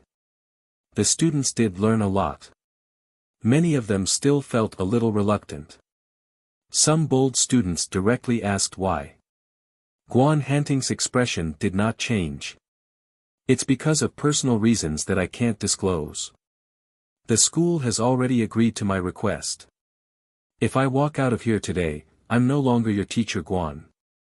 Gu Xingyin was also very surprised. She did not know what had happened to Guan Hanting. Song Ruan also looked at her with a confused expression. Song Wanwan originally thought that Gu Xingyin knew, but it seemed that she did not know either. The bell rang for the end of class. But this time, no one rushed out of the classroom as impatiently as before. Guan Hanting, on the other hand, was calm as he packed up his things. Then he turned around and smiled for the first time. "Goodbye, everyone." Everyone watched in silence as he walked out of the classroom. "Goodbye, Teacher Guan." Song Wanwan looked at Gu Xingyin carefully, as if afraid that she would be sad. She comforted her. "Don't be sad. Maybe Teacher Guan really has something important to tell you," Gu Xingyin exhaled. "I'm not sad. Just a little." She took out her phone, found a familiar number, and tapped it a few times. "Teacher," her fingers stopped abruptly. What was she going to say? "Say goodbye." Question. After withdrawing, Gu Xingyin pondered for a moment and decided not to press on. She did not expect to receive a message. This is not goodbye. 5 words without rhyme or reason. Gu Xingyin glanced at it. What did Guan Hanting mean by this? She sent. There was no reply from the other side. Gu Xingyin shook her head and put her phone in her bag. The last class in the afternoon was over. Gu Xingyin was about to return to the dormitory with Song Wanwan when her phone rang. It was Guan Hanting. Gu Xingyin picked up the call. "Teacher Guan." There seemed to be a hint of laughter in his voice. "You're still calling me Teacher Guan?" Gu Xingyin was speechless. What should he call her then? Chapter 18-20. She was at a loss for words. It didn't take long for Guan Hanting to figure out the reason. Gu Xingyin felt that he seemed to have smiled. Then she heard Guan Hanting say, "I'm at the south gate now. Can you come over if you have time? I have something important to talk to you about." Gu Xingyin glanced at Song Wanwan beside her and suddenly had an idea. "Alone?" Guan Hanting replied, "Alone." Gu Xingyin nodded. "Okay." She hung up the phone and looked at Song Wanwan. "Wanwan, I have something to do." Song Wanwan already knew who was on the other end of the phone. She smiled ambiguously. "Got it. Go ahead." Gu Xingyin walked toward the south gate of the school. He wasn't wearing the suit jacket from today's class. Obviously, he had changed his clothes. Gu Xingyin walked up to him and called out, "Mr. Guan," out of habit. After calling him that, she remembered what had happened and felt a little embarrassed. Guan Hanting noticed it and didn't say anything. He just opened the car door and said, "Let's go." Gu Xingyin asked in confusion, "Where are we going?" Guan Hanting's answer was concise. "To eat." Gu Xingyin was speechless. She couldn't figure out what Guan Hanting meant. Did he ask her to come here just to have a meal? But she didn't refuse. Guan Hanting seemed to have planned this a long time ago. He drove straight to a place. Gu Xingyin looked up. She had been here before. It wasn't a top-notch place, but the environment was top-notch and the food was delicious. Guan Hanting had booked a private room. Obviously, he had made a reservation in advance. When the two of them entered, the last dish had just been served. Gu Xingyin looked at the car and suddenly said, "Mr. Guan, you knew that I would come?" Guan Hanting looked at her and shook his head. "No, I wasn't sure." Gu Xingyin was surprised.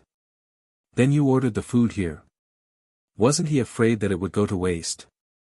Guan Hanting smiled and looked deeply at Gu Xingyin.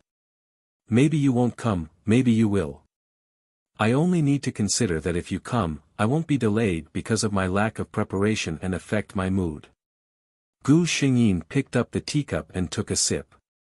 Why did she have a feeling that she was being teased by this man? "Let's eat," Guan Hanting said. He could tell that Gu Xingyin seemed a little uncomfortable. Gu Xingyi nodded, and the two ate quietly. There was no rule of not talking while eating. In fact, the two of them were chatting happily. After all, it was dinner, so neither of them ate much.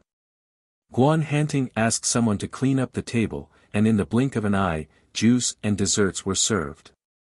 When the waiter left and the room returned to silence, Gu Xingyi knew that the main event was about to begin.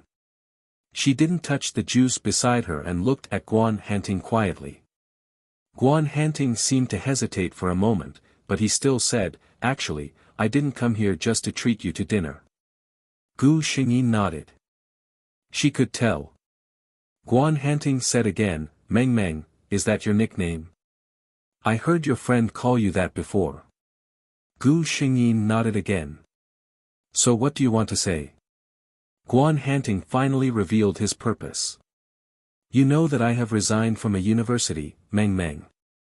Now that I am no longer your teacher, are you willing to let me pursue you as a normal man?"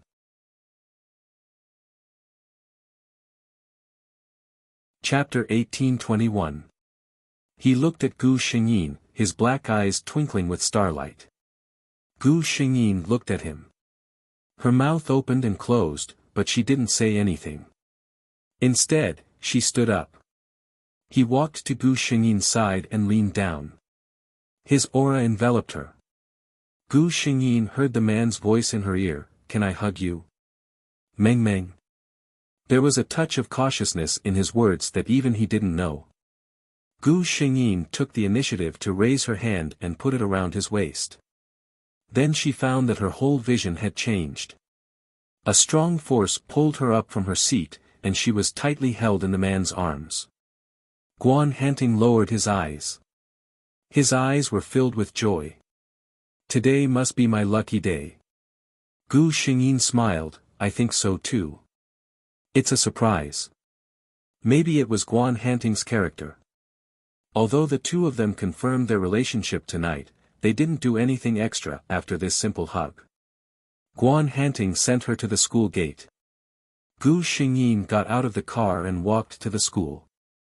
After walking for a while, she suddenly turned around. Sure enough, the man was still standing there, looking at her.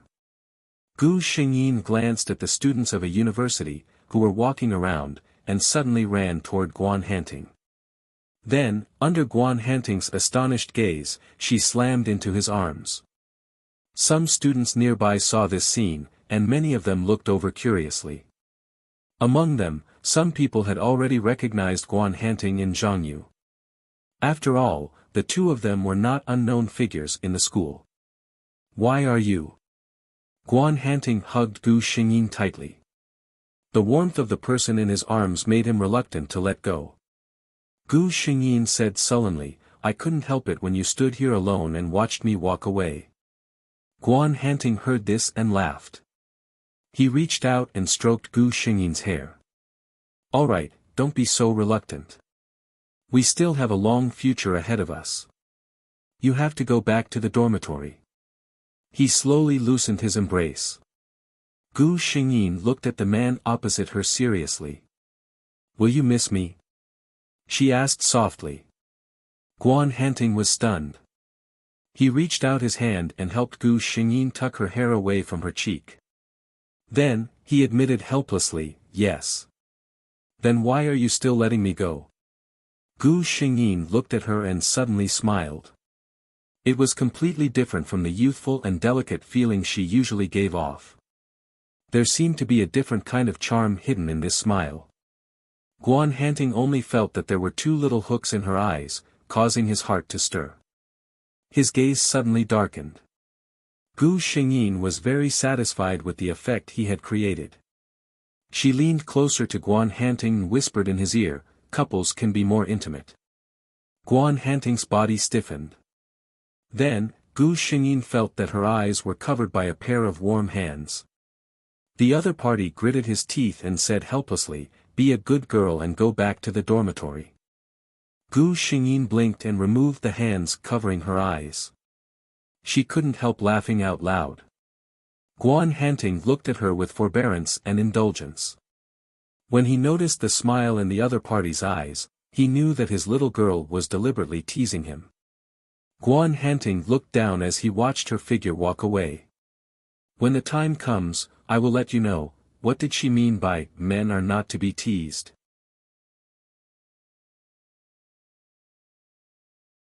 Chapter 1822.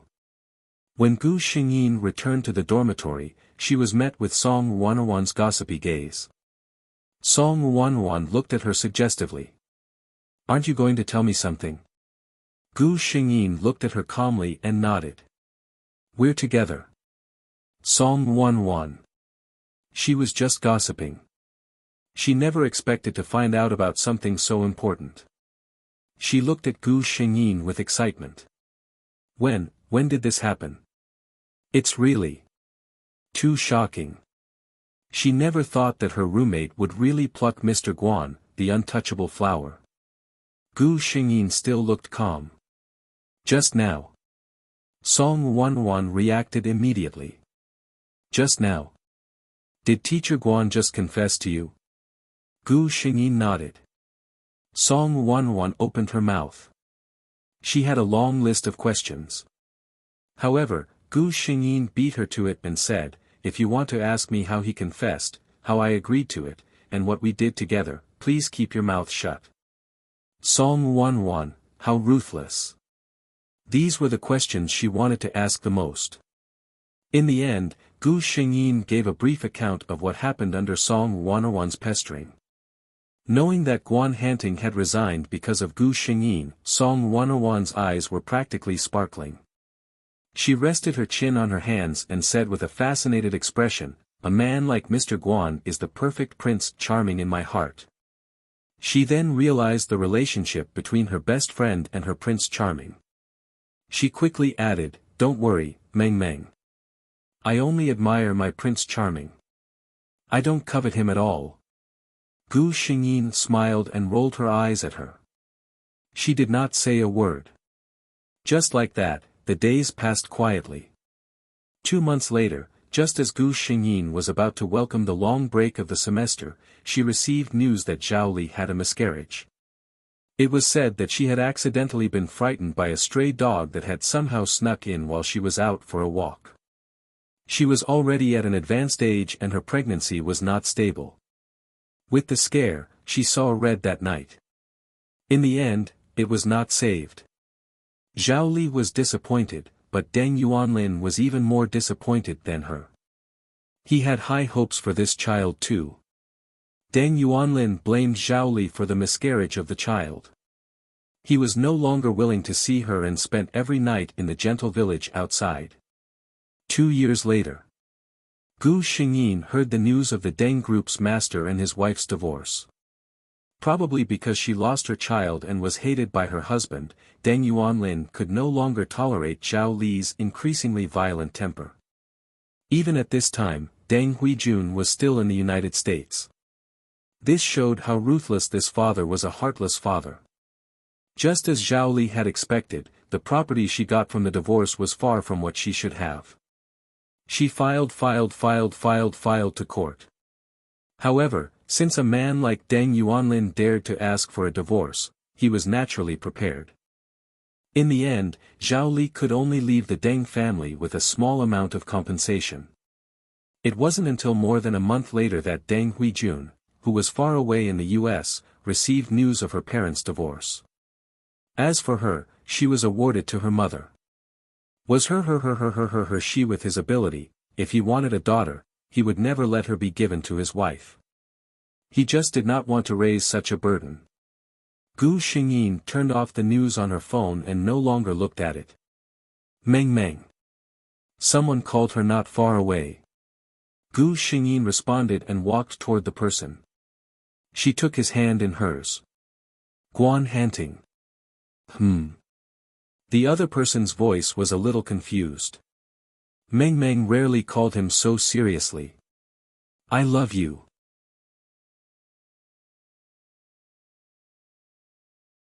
Chapter 1823. The universe was filled with chaos and darkness, there was no heaven and earth, the entire world was gray and confused. God said, "Let there be light." And so, there was light in the world. Over the next few days, God used his boundless power to create air, gather water, create the sun, moon, stars, birds, and beasts. The world began to be filled with vitality. Then, God used his hands to create the most beautiful creatures in the world, the emissaries representing God, angels. Gu Xingyin felt as if he had fallen into a state of chaos. She couldn't open her eyes. Her ears couldn't hear. Her consciousness couldn't perceive anything. Until a ray of powerful radiance broke through the ancient darkness and illuminated her world. Her chaotic divine sense finally seemed to be able to breathe and became clear. Thou art my creation, the eighth seraph. God looked at the figure in front of him and suddenly hesitated. He couldn't see through her future, he couldn't even guess what she would be in charge of. This was the first time the omnipotent God felt at a loss. In front of her, there were 7 companions who were born before her and were born with knowledge. The seraphs were also very curious as they looked at their companion who was still in the form of a baby.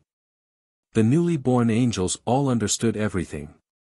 They looked at each other and for the first time, directly saw the difference between their companion and themselves. She didn't have wings. As the seraph leader, the deputy king of heaven, Lucifer directly asked his doubts, God, what is her name? Why doesn't she have wings? Lucifer was the God's most satisfied creation, and also his favorite angel. God was silent for a moment when he heard this question. Because the existence of this seraph was beyond the expectations of the laws. As the God of creation, every angel born from his hands would be clearly written in the book of creation, their name, their duties, and even their future. 7 was a fixed number. But now, in the high crystal sky, there appeared the 8th seraph that even God didn't expect. God's lips finally moved and said, Carry, the silver-haired seraph. The noble angel, the incarnation of God. The book of creation emitted a huge golden light as it faithfully recorded these words. Gu Xingyin could feel an immense power coming from the void and entering her body. At the same time, the body of the silver-haired baby girl floating in the air began to change rapidly and elongate. Almost instantly, she turned into a beautiful woman with silver hair, silver eyes, and a gentle face. Her body was naked. Newborn angels didn't have any sense of shame. Fortunately, her long silver hair covered her body, so people couldn't see her important parts. However, at this moment, the gods felt that this scene was inexplicably dazzling.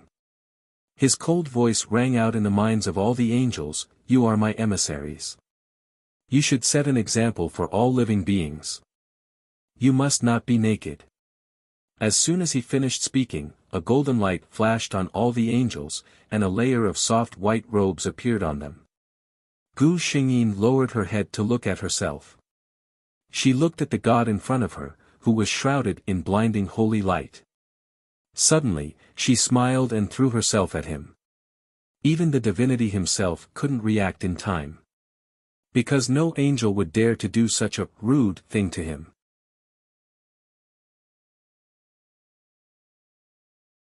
Chapter 1824. Furthermore, the holy light around the god wasn't just for show. It would hurt her. The god instinctively wanted to dodge, but he underestimated Carrie's speed. The silver-haired blazing angel crashed straight into the god's embrace. The god instinctively reached out his hand to cover her. He was stunned. Why was Carrie able to ignore the holy light? The other blazing angels were also shocked. They didn't know what the holy light on the god's body was used for. But as the god's creations, they believed in the god from the bottom of their souls and were naturally respectful of the god, so they definitely wouldn't dare to act so disrespectfully. As the blazing angel leader chosen by the god, Lucifer was the first to kneel down. Please forgive Carrie, God. Behind her, the other 6 blazing angels also knelt down. They naturally thought that the god would be displeased because of this. But in reality, he wasn't. The god was more shocked than angry right now. Or perhaps it should be said that he wasn't angry because of Carrie's actions. Gu Xingyin almost couldn't control her actions. The moment she opened her eyes, the instinct of wanting to get close to her creator made her body react faster than her mind. Crashing into the holy light, it was also the first time Gu Xingyin saw the god's face that no living creature had ever seen before. Perfect. Apart from these two words, there was no other adjective that could describe the face of a deity. As a body formed by the laws, the god's true body, every inch of it was flawless. It was even more impactful than Lucifer, who was said to be perfect and the most beautiful among the blazing angels. Gu Xingyin smiled happily. God, I actually have the same hair color as you. This was also why the god was shocked at the time. He knew very well that as creations, even the most powerful blazing angel didn't have the right to have something similar to the gods. But the Carrie in front of him didn't just have the same hair color as him, even her face was 70% similar to his. This was also why he set Carrie's status as the incarnation of the god in the Book of Creation. The god used his divine power to push away the angel in his arms and said in an emotionless voice, "Carrie, have you forgotten the etiquette of angels?" Gu Xingyin's consciousness seemed to have finally returned to her body when the gods pushed her away. She took a step back and, like the other seraphs, knelt before the figure in front of her. "My God, please punish Carrie for her rudeness." He lowered his head submissively and was incomparably respectful. This was the angelic form that the gods had hoped to see the most. However, when he saw Carrie kneeling before him, he felt an inexplicable sense of irritation. Even though they had lived in the darkness of chaos for trillions of years, the gods had never felt anything like this. He couldn't help but ask the Book of Creation, "You really don't know Carrie's background?" The Book of Creation was very honest. There are no records of Carrie in the Book of Creation. This everything not only included the past, but also the future. All living beings could be traced back to their past in the Book of Creation. As long as God was willing to use his divine power, he could also perceive the future. As the God of creation, everything in this world was under his control. But now, there was a variable. This variable was Jiao Yan. Actually, I regretted writing the first chapter as soon as I started. I wrote 2 chapters in 2 hours. Starting from the first word, I was stuck like a dog. If I can't finish 4 chapters, I'll add them tomorrow. Scary.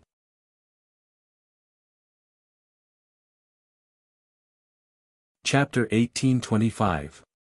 In the end, God didn't punish Carrie. He divided all the angels according to their duties. Until it was Carrie's turn. God felt a bit of a headache.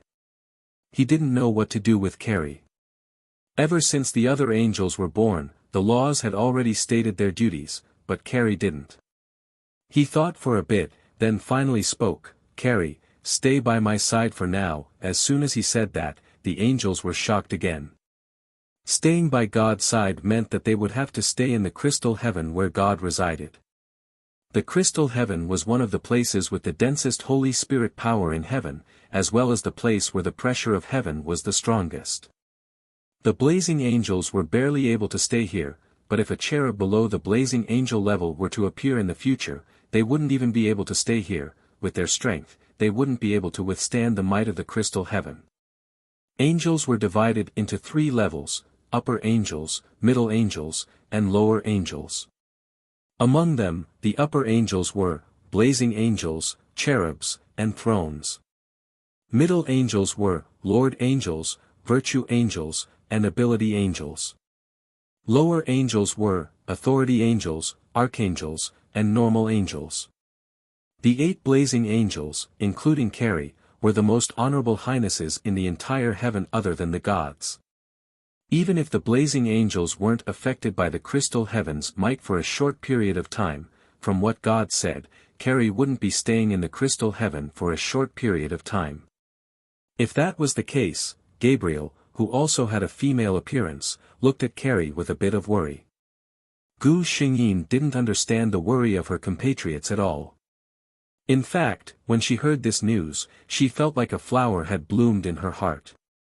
She had a natural sense of admiration for the gods.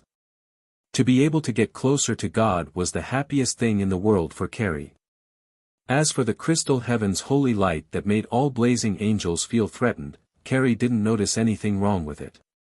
The gods also realized that this eighth seraph, who was out of their expectations, was completely different from the other seraphs. Rather than calling her a blazing angel, it was more like himself. God could only suppress this thought in his mind. In this world, there was only one God of creation. Those were the words of the laws. No matter what Carrie's identity was, she could only be a blazing angel. And so, the matter was settled. The other 7 blazing angels left the sacred hall. They had their own residences and were now going to start building their own palaces and dealing with their own matters. Only the deities and Gu Xingyin, who had nothing to do, were left in the sacred hall. The gods did not speak, so Gu Xingyin lowered her head and silently thought about her own matters. She didn't know why she had come to this world. After the mission in the previous world ended, she returned to the pure white space. After confirming that she still couldn't break through the spatial rift with her current strength, she chose to carry out the mission again. While transferring the world, she heard the system's voice. Data error, transmission error. After that, she came to this place. The system was nowhere to be found. Therefore, Gu Xingyin was completely dumbfounded by the current situation. She didn't know what kind of mission she would face in this world. Moreover, according to the status of this body, who could pose a threat to him? Could it be Gabriel?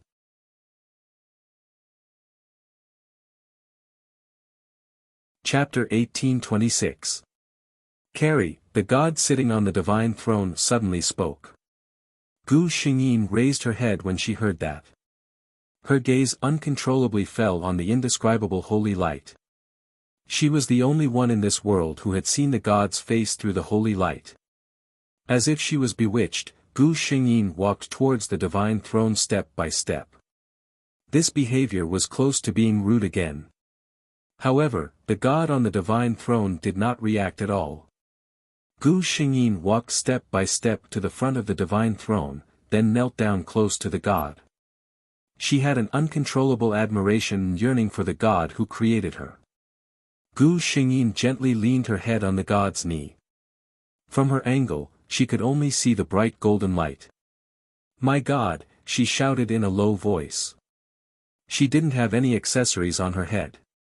Her long, silvery hair flowed down her shoulders and landed loosely on the white jade floor.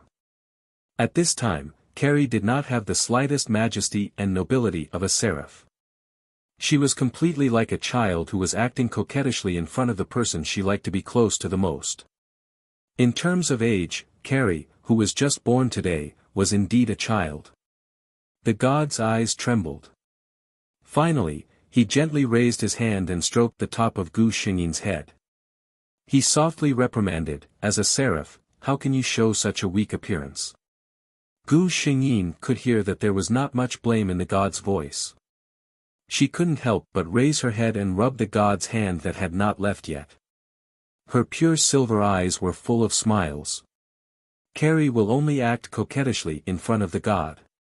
Before Carrie was born, all the seraphs, including the god, were certain without a doubt that Lucifer, as a seraph leader, would be the most beautiful angel in the entire heaven. Because he was the brilliant morning star, the master of the stars.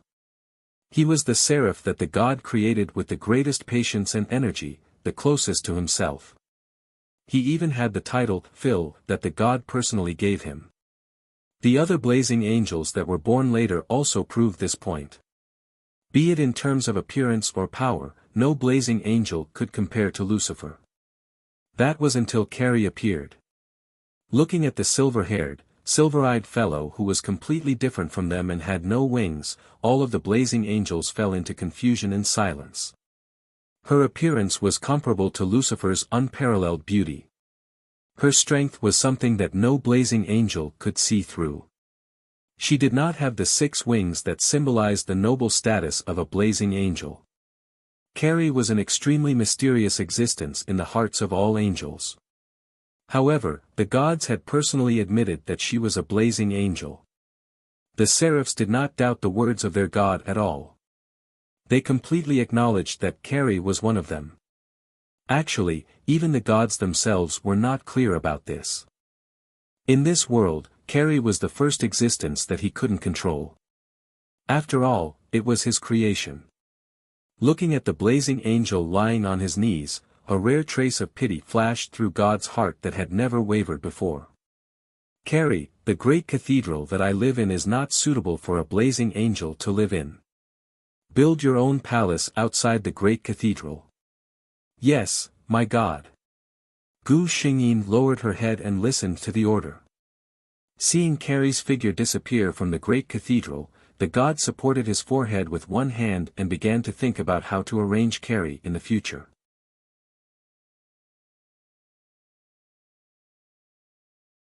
Chapter 1827. In heaven, where God existed, all the rules were set up very easily. In the angel reincarnation pool, new angels were constantly born. Among them, there were 2-winged and 4-winged ones, but the highest was only a cherub, and there were very few of them. In the entire heaven, only the 8 majesties created by God himself had the rank of seraph. 100,000 years later, when heaven's first creation celebration was held, Gu Xingyin finally welcomed her first job. The Dean of Angel Academy. Angel Academy was a place for the newly born little angels to learn knowledge and magic. Other angels were not born with perfect bodies like seraphs. Like ordinary creatures, they would go through the transformation from infancy to adulthood. As the power in their bodies grew stronger, they would finally transform into a perfect body, which was also the peak state of an angel. After the creation celebration, the gods disappeared without a trace. Carrie. Gu Xingyin stood on the steps, wondering if she should go to Angel Academy to take a look. Then, she heard her name being called. In the entire heaven, there were only 2 people who could call her by her name. God and Seraph. Gu Xingyin turned around and performed a perfect etiquette in the direction of the voice. Your Highness Lucifer. The angel standing in front of her had a beautiful face that surpassed all of heaven. His pale blue eyes seemed to reflect the entire sky, and his long golden hair was one of the most dazzling colors in the world. He wore a gorgeous robe that symbolized his status as a seraph, and the 6 wings of holy light quietly fell behind him. Gu Xingyin looked at Lucifer and sighed in her heart. This noble seraph was definitely a natural winner in life. Lucifer's gentle eyes revealed a trace of helplessness. Carrie, I said before, there's no need to call me Your Highness. Carrie said seriously, Your Highness, there's a difference in status. Since she was personally designated as a seraph by God, then as a seraph, Lucifer was naturally her superior. Lucifer stared at his companion in front of him. He could sense that his companion was different. Seraph Lucifer was one of the most beautiful angels in heaven, and also one of the most powerful angels in heaven. This was one of them. The other was Carrie. Lucifer was already powerful enough to comprehend a portion of the laws. He could vaguely sense that this shouldn't be the case. Under normal circumstances, he should be the one and only brilliant morning star, the most powerful deputy of heavenly kingdom. However, angels were the embodiment of the 7 virtues, and they had the purest faith in the gods. At most, Lucifer was puzzled in his heart. He wasn't jealous or suspicious of Carrie's identity. The gods said that she was a seraph, their companion, so Carrie was. So he smiled gently. You will be the Dean of the Angel Academy.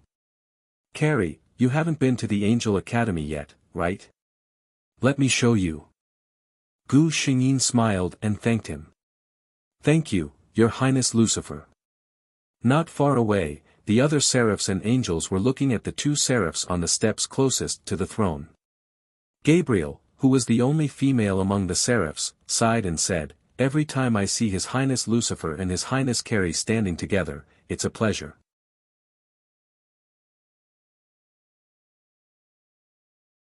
Chapter 1828. The other seraphs nodded in agreement. There were also differences in status among the seraphs. Those with lower status would call those with higher status Your Highness. Lucifer was a seraph leader and was the number one seraph by default. All seraphs respectfully called him Your Highness. Although Carrie didn't have a clear position, from her strength and the gods' extraordinary love for her, she was undoubtedly second only to Lucifer among the seraphs. Seraphs were pure and kind by nature and never hid their pursuit of beauty. As Lucifer's adjutant, Michael blinked his red eyes and suddenly said to Medellin, who was standing beside him, Your Highness Medellin, your drawing skills are so good. Can you draw this beautiful scene? Other than Lucifer and Carrie, only Medellin, the Prime Minister of Heaven, could be called Your Highness by the other seraphs. Medellin was the most gentle of the seraphs. When he smiled, ripples seemed to spread in his blue eyes. Michael, if you can get His Highness Lucifer and Her Highness Carrie's consent, I'll make a painting for you. How about it? He was also looking forward to a painting that included the two highnesses. Michael's personality was the most unpredictable. As the adjutant of a seraph leader, he was often caught by Lucifer at work. He thought about it and gave up in frustration. Forget it, I'm afraid His Highness will ask me about work again. He looked longingly at the people who were talking to each other and secretly took out the magic crystal ball. Samuel's eyes widened. Michael, you're crazy. He was the angel of death in charge of life and fate and the warden of the seraph prison. In terms of personality, Samuel was the most serious of all the seraphs. Michael smiled and said, God and the two highnesses never said that I can't record them with a crystal ball. Samuel, don't worry, don't worry. Gabriel secretly smiled. She clearly saw that the moment Michael took out the crystal ball, His Highness Lucifer's gaze had turned towards her. His Highness didn't say anything, but Gabriel could already imagine the scene of Michael's crystal ball being confiscated. Gu Xingyin naturally noticed this as well. She smiled and said, It's been 100,000 years, but Michael's personality hasn't changed at all. Blazing angels represented the face of heaven, so they were naturally very strict in terms of etiquette and other aspects. From the moment he was born, Michael was the most lively of all the blazing angels. She didn't expect that after so many years, he would only be able to act a little more gracefully in front of outsiders. Once there were only a few close companions left, he immediately returned to his original form. Lucifer's smile remained unchanged. Perhaps I was too lenient with him. When we go back, we'll teach him a lesson. Gu Xingyin, Michael, good luck. All the angels in heaven knew that although His Highness Lucifer looked gentle, he was the one who paid the most attention to rules and etiquette. Michael fell into his hands, and it could be said that he was miserable. Gu Xingyin couldn't help but say, Your Highness, Michael doesn't have any ill intentions. Lucifer looked at her with a smile. I won't punish him. Don't worry, Gabriel.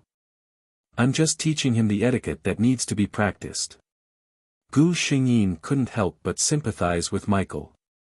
Who didn't know that battle angel Michael only liked to go to the battlefield and had no interest in the etiquette and history of heaven at all?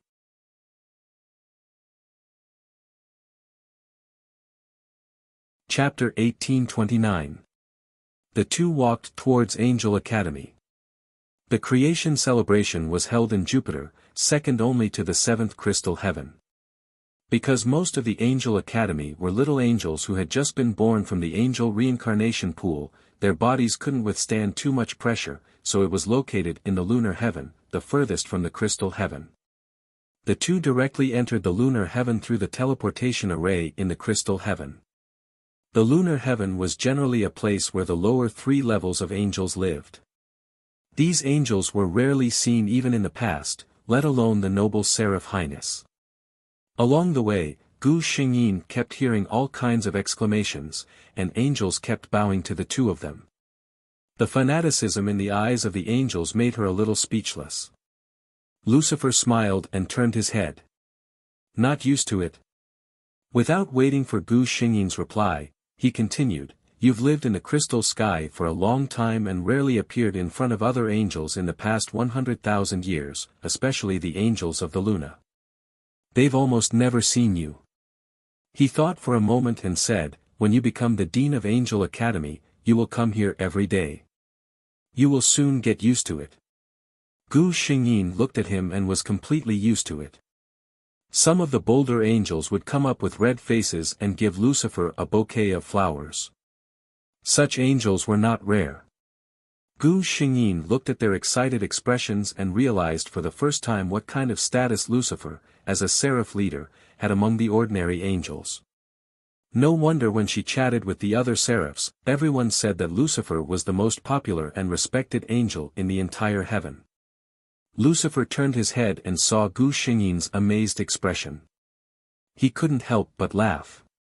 Don't be too surprised, Carrie. His smile was brighter than the sky. When you officially become the Dean of Angel Academy and those angels get familiar with you, you will also be treated with such enthusiasm. In the hearts of all the angels, there was a label for the noble Seraph Highness. The most powerful and beautiful Seraph leader Lucifer. The most gentle and kind Prime Minister of Heaven, His Highness Medellin. The most serious and cold Angel of Death, His Highness Samuel. The most fiery and passionate battle angel, His Highness Michael. The kindest and most generous Archangel Gabriel. The most lazy and adorable Archangel, His Highness Beryl. The most knowledgeable and reliable guardian angel, His Highness Raphael. There was also the most mysterious person, Her Highness Jiao Yen. Yes, the most mysterious. Unlike the other blazing angel highnesses, they all had their own positions. Many angels had seen them before and had some contact with them. But Gu Xingyin was different. She had been born for 100,000 years. Most of her time was spent in the crystal sky, in the great cathedral, accompanying God. Many people had never seen what Princess Carrie looked like or what her personality was like. There were even many angels who silently wondered who was more important in God's heart between His Highness Lucifer and Her Highness Carrie. Under the gazes of all the angels, they arrived at the Angel Academy. Not long after entering the gate, Gu Xingyin saw a small fireball flying towards her. The small fireball was flying in a crooked manner. Obviously, its caster was not able to fully control it. An attack of this level was naturally nothing to Gu Xingyin. She didn't even care as she continued to walk forward. The fireball automatically extinguished when it was a few meters away from her.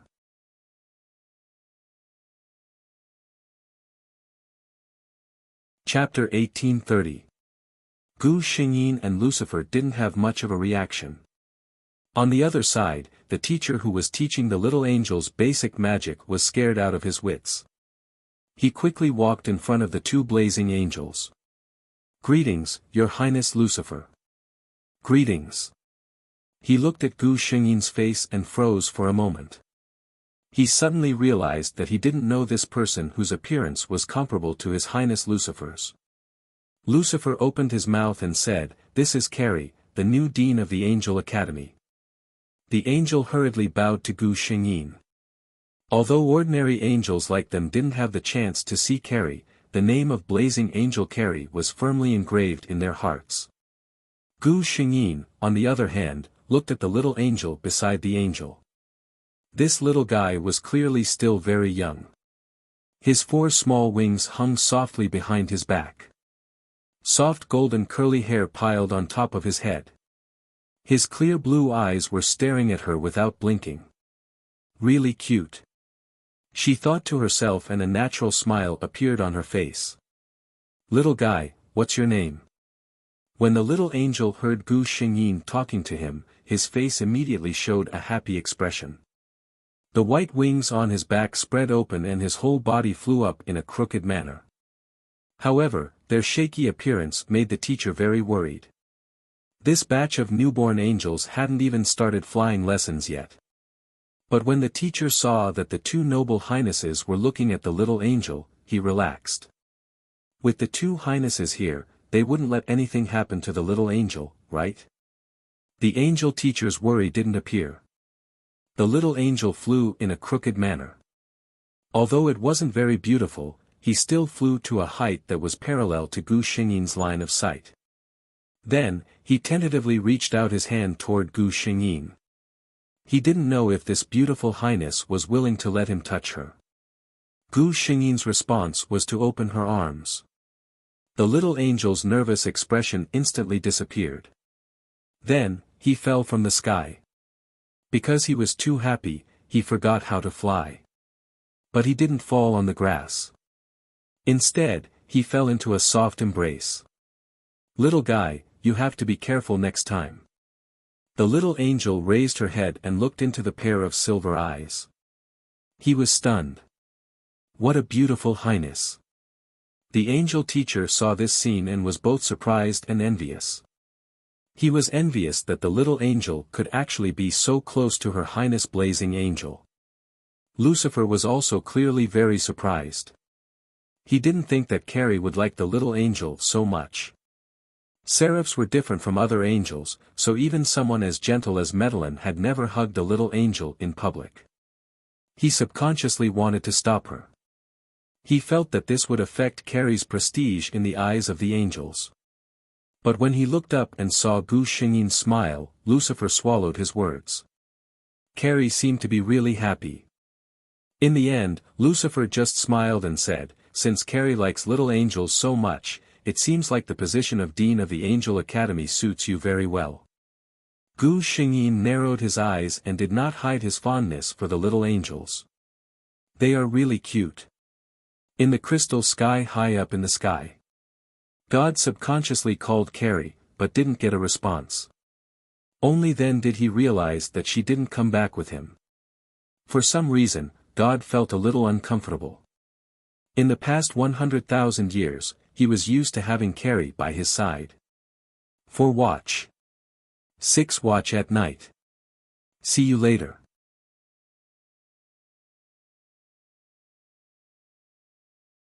Chapter 1831. The god's golden eyes pierced through the endless void and landed on the moon in the distance. He looked at Carrie, who was holding a newborn angel in her arms, and his face was filled with pure joy. She seemed to, like the angel. The god suddenly thought of 100,000 years ago, when Carrie had just been born. A tiny baby girl was born in his hands. The silver-haired, silver-eyed angel had shown a beauty that could suppress all creatures from her infancy. The god thought with an expressionless face that Carrie and Lucian were the most beautiful angels he had ever seen. Of course, they were also the most beautiful angels when they grew up. Gu Xingyin suddenly stopped in the middle of putting down the angel. She raised her head in confusion and glanced at the sky. Lucifer noticed her movement and asked, "What's wrong?" Gu Xingyin looked away and put down the baby who refused to leave her arms. She shook her head. Nothing. Lucifer glanced in the direction she had just looked. Indeed, he didn't find anything, so he didn't care. They didn't know that this scene was clearly seen by the high and mighty God. She's actually so sharp. The god's low voice echoed in the great cathedral. God, Her Highness Carrie's power is rising very quickly, the Book of Creation on his lap said. The Book of Creation was the god's companion artifact. It was also the one that had accompanied the god for the longest time. Because Gu Xingyin had stayed in the crystal sky for 100,000 years, the Book of Creation was very familiar with this special Her Highness blazing angel. The other party's strength was rising too quickly. In terms of combat power, the current Carrie should be about the same as Lucifer. It sounded like it was very normal. But in fact, being able to be on par with Lucifer was an abnormal thing in itself. What kind of existence was Lucifer? Back then, the god had used up a quarter of his divine power to create everything in the world. Creating a single Lucifer had consumed 2/4 of his divine power. It could be said that Lucifer was a near-perfect creation that the god had used himself as a template. He had spent countless divine power and energy to create. It could even be said that Lucifer had completely surpassed the level of creation. In terms of strength alone, he was close to a demigod. In fact, in the heavens, the gods were just a form of faith. The one who truly ruled over heaven was Lucifer, the deputy ruler of heaven. After Lucifer was born, God used the last quarter of his divine power to create the other 6 seraphs. From this, it could be seen how huge the gap between the other seraphim and the seraphim was. Carrie's birth was a complete accident. Instead of saying that Carrie was a creation created by God, it would be better to say that she was a gift from the spirit of chaos to heaven. Before God created this world, the whole world was in chaos and darkness. It was God who couldn't bear the loneliness of time, so he broke the darkness of chaos and created everything in the world. After the heaven and earth were formed, the darkness of chaos began to disappear. Carrie was the last gift to God before the birth of the 7 seraphs, the establishment of the law of order in the world, and the disappearance of the chaos and darkness. Therefore, she was different from seraph from the very beginning. She was not born from the hands of God.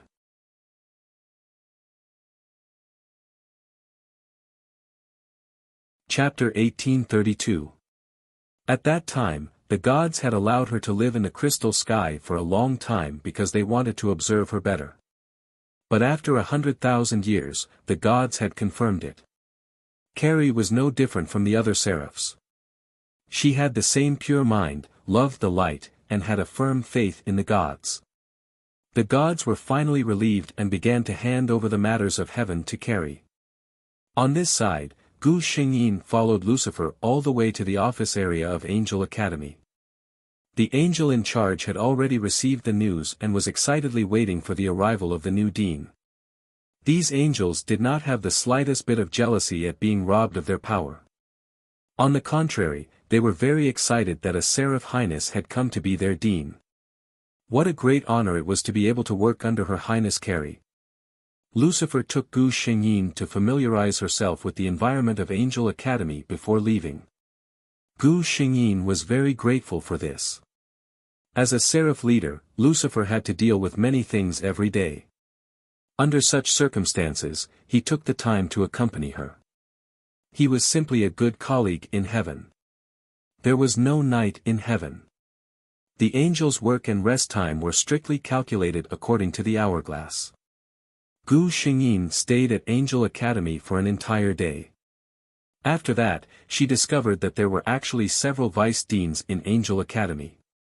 In addition, there were several assistant deans. It was also because of these people that Angel Academy had been able to operate normally for so many years without a dean. This also meant that Gu Xingyin's position as the dean of Angel Academy was completely in name. If nothing unexpected happened, her daily work would probably be to report to the academy and then spend the whole day reading books and enjoying the scenery in the Angel Library next to the academy. At most, there might be some big decisions or bills that she, as the dean, might need to look over and sign. Gu Xingyin breathed a long sigh of relief. She liked this job. A day passed. Gu Xingyin walked towards the teleportation array of the Luna sky, preparing to go directly from here to the crystal sky. Most of the angels in the moon sky were ordinary angels, so this place was completely different from the crystal sky where Gu Xingyin was and even the Jupiter sky where the seraphim lived. According to Gu Xingyin's description, this place was more like the human world in Gu Xingyin's previous mission. As far as the eye could see, there were rows upon rows of shops opened by the angels. The atmosphere was completely incompatible with the solemn heaven. Gu Xingyin saw a flower shop not far away. She thought of the passionate and shy angels when she first arrived on the moon today. What kind of flowers are these? Gu Xingyin asked as she pointed at a bunch of exceptionally beautiful flowers. The color of this flower was a gorgeous red. It was very big, with hundreds of layers of petals competing to bloom. Each petal was shining with a little bit of starlight. It was incomparably magnificent. Gu Xingyin was a little surprised. Because the gods liked holy and pure things, it was rare to see such a gorgeous and eye-catching flower in heaven. The owner of the flower shop was a two-winged angel. When he saw Gu Xingyin, his face turned red with excitement.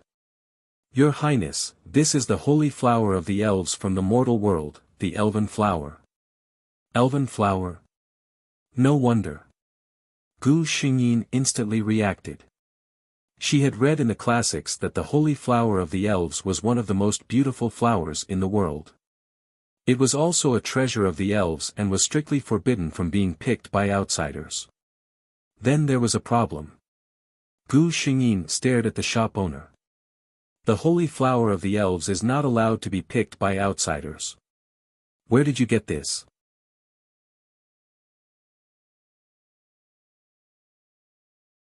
Chapter 1833.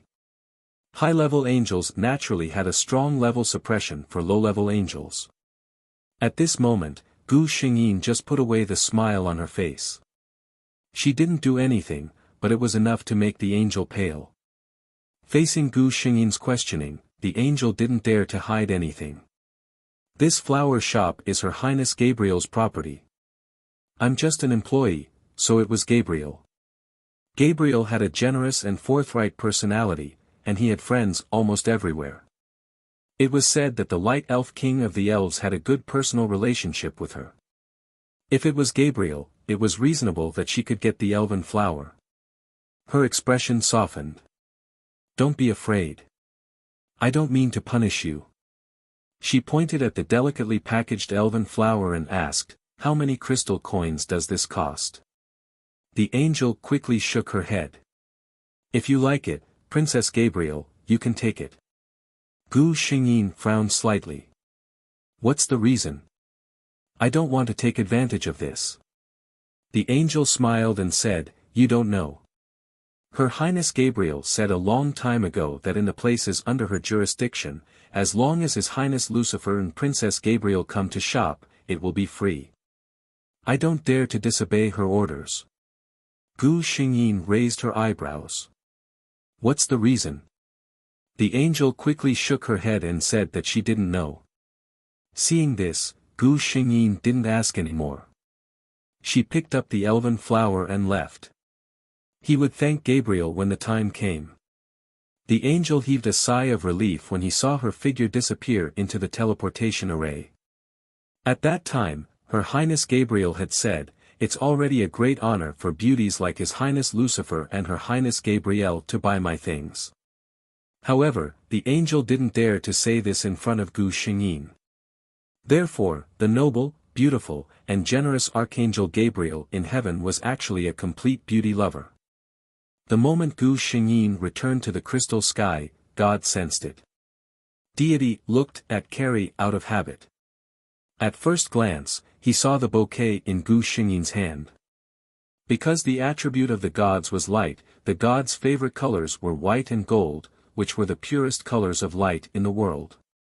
He didn't like the extremely bright red color of the fairy flower. He even felt a little disgusted. But Deity didn't care about the color of the bouquet. He recognized the flower. With the Book of Creation, which could be considered a cheat, God only needed to take a look at anything in the Book of Creation would be able to display all the attributes of the item.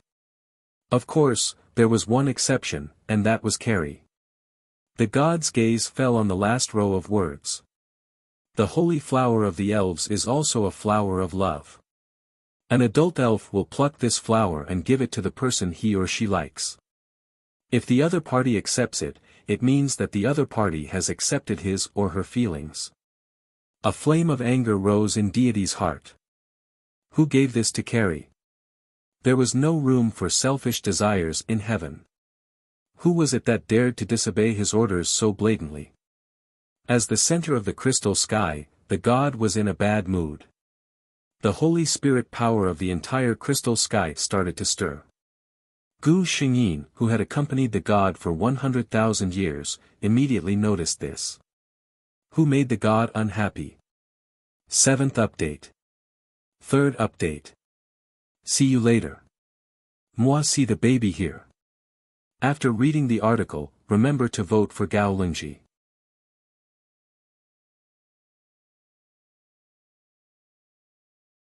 Chapter 1834. She quickly walked into the great cathedral and looked at the figure on the god's throne. God. She knelt down and asked in a low voice, "Why are you angry?" "Why am I angry?" God asked himself the same question. Was it because he saw the flower in Carrie's hand? Was it because someone violated the precepts of heaven? But how many of the tens of millions of angels in heaven had violated the precepts of the 7 virtues? A lot. Had he ever been angry when those angels violated the precepts? Never. Then, was it just because this angel was Carrie? God lowered his eyes and looked directly at the seraph kneeling on the ground with his light golden eyes. She was still holding the bouquet of bright elven flowers in her hand. She looked at him with the same trust and attachment as before. She was still his Carrie. She hadn't changed at all. The restless spiritual power in the great cathedral suddenly calmed down. At the same time, Gu Xingyin felt a gentle force lift her up. She stood up obediently and walked toward the figure on the god's throne. God didn't do anything, which meant that he acquiesced to her approach. Gu Xingyin walked until she was in front of the god's throne. She raised her head and looked at the figure shrouded in holy light in front of her. This holy light was very threatening to all creatures, but it didn't have any effect on Gu Xingyin. God, why are you angry? She asked the question again in a low voice. God looked at the seraph who was close to him. Her beautiful eyebrows frowned slightly. Her clear silver eyes were filled with obvious worry. She was worried. In this world, there were angels who were worried about God. All angels felt that God was omnipotent. He was the most powerful and couldn't have any emotions. But this seraph was worried about him. God felt that this feeling was very strange. He didn't answer Gu Xingyin's question. Instead, he asked, Carrie, are you worried about me? This wasn't something difficult to admit. Gu Xingyin nodded. God's mood was brightened by her frank attitude. But he still said, I don't need it, Carrie. Gu Xingyin's beautiful eyes curved into a smile. I know that God is omnipotent. But, God, please allow your faithful followers to keep you in their hearts at all times. The god didn't say anything. He had to admit that Carrie's words made him feel better. Until he saw the bouquet of flowers in her hands. The deity asked, Carrie, where did you get the fairy flower in your hand? So God knew him. Gu Xingyin felt a little strange. She thought that the gods would not care about such trivial things. She answered honestly, I was passing by the moon and happened to see this bouquet of elven flowers. She lowered her voice a little. Carrie thinks that this bouquet of flowers is very beautiful. She paused for a second.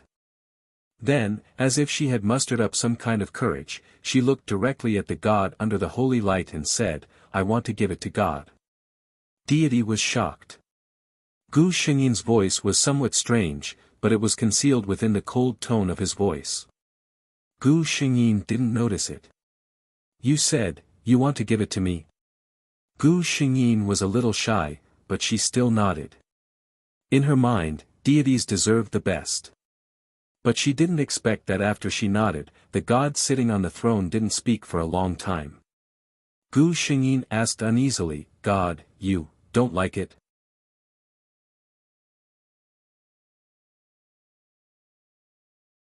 Chapter 1835. God looked at the seraph who had accompanied him for a long time. She looked at him with attachment and trust in her eyes, but there was no lust. God instantly understood. Jiao Lian most likely had no idea what the elven flower signified. Looking at her cautious eyes, God's heart suddenly softened.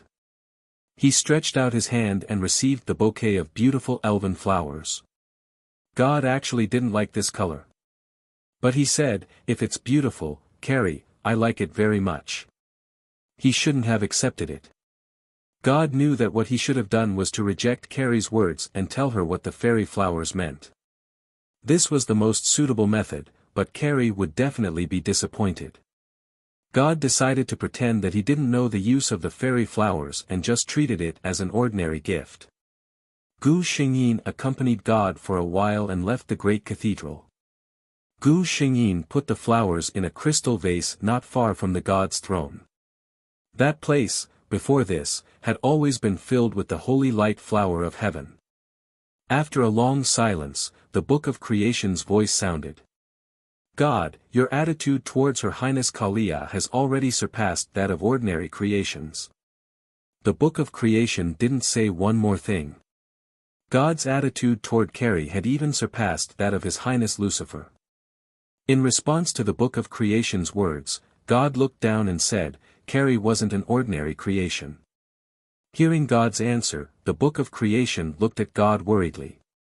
As God's companion artifact, it could ignore the holy light that could block anything in the world and directly see God's expression behind the holy light.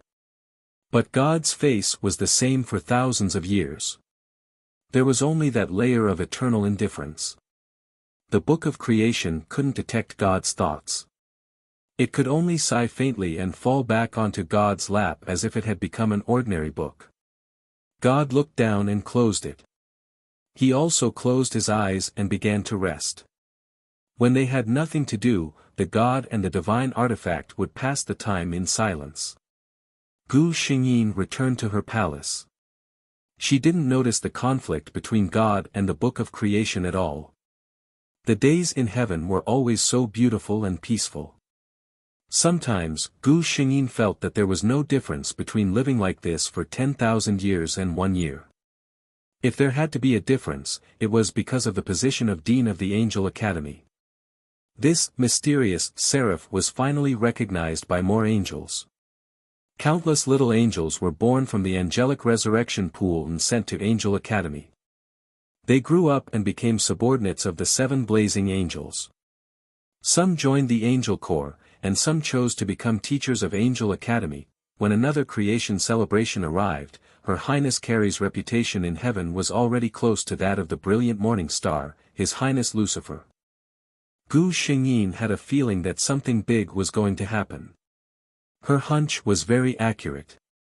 In the second 100,000 years after her birth, during the second creation celebration, the infernal devils couldn't hold themselves back any longer. The demons attacked heaven, and they chose to attack on the day of the creation celebration.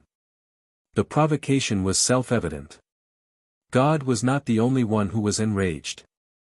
All of the angels had ugly expressions on their faces.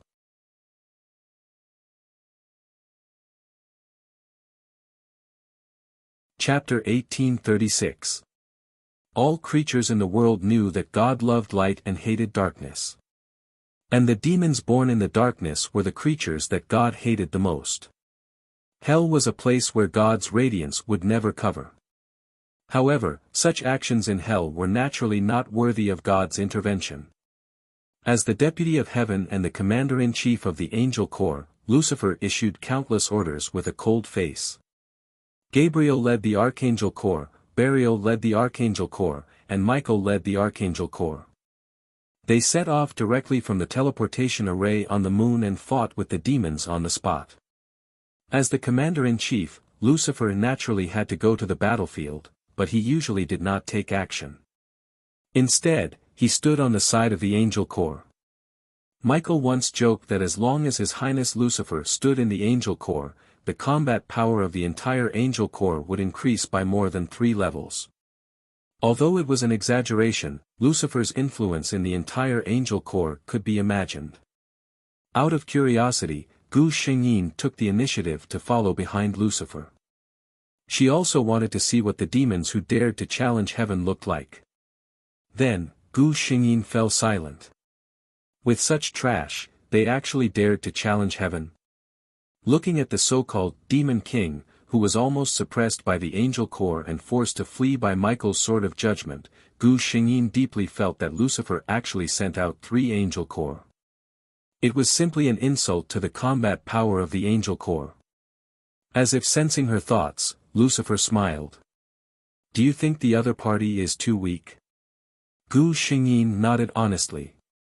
Lucifer's pale blue eyes looked at her gently. He shook his head and smiled. Carrie, you're wrong. Gu Xingyin was a little puzzled. What did he mean? Lucifer turned his head to look at the battlefield in the distance and said softly, it's not that the demons are too weak, but that the angels are strong enough. His voice was not loud, but Gu Xingyin looked at Lucifer standing in front of her. He stood quietly with 6 glorious wings of holy light hanging behind him. For no reason, he gave off a feeling that made people want to worship him. Gu Xingyin felt a chill in his heart. No wonder so many angels worshipped Lucifer. His personal charm was too strong. It was said that the training program of the Angel Corps was created by Lucifer. The commandments of heaven were also revised by Lucifer. Angel Academy. Even the great cathedral where the gods lived was a blueprint designed by Lucifer. He was like an omnipotent existence. Lucifer had left his shadow in almost every corner of heaven. In the hearts of many angels, compared to the gods who were always shrouded in holy light at the creation ceremony, the noble seraphim His Highness Lucifer was more like their faith. Gu Xingyin thought to herself, fortunately, there is no selfishness or evil in the hearts of the angels. Lucifer also believes in God wholeheartedly and can be called the example of the 7 virtues. Otherwise, with heaven's current situation, who knew what would happen? She didn't know that the thing she was worried about would actually come true one day in the distant future. Your Highness Carrie, be careful. Suddenly, not far away, an angel exclaimed.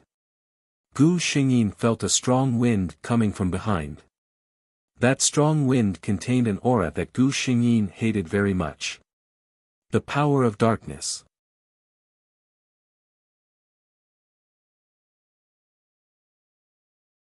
Chapter 1837. A bright holy light shone from her body and blocked the attack. When she came back to her senses, Gu Xingyin saw who the attacker was. That person was wearing a black robe and had an arrogant smile on his handsome and evil face. He was looking at Gu Xingyin provocatively and shockingly. Gu Xingyin frowned. Baal. According to her understanding, this person should be one of the great demon kings of hell, Baal. Sin, greed. Gu Xingyin was standing at the headquarters of the Angel Corps. No one knew what method Baal used to sneak in here. The angels who came back to their senses prepared to attack this demon who had barged into the headquarters of the Angel Corps alone.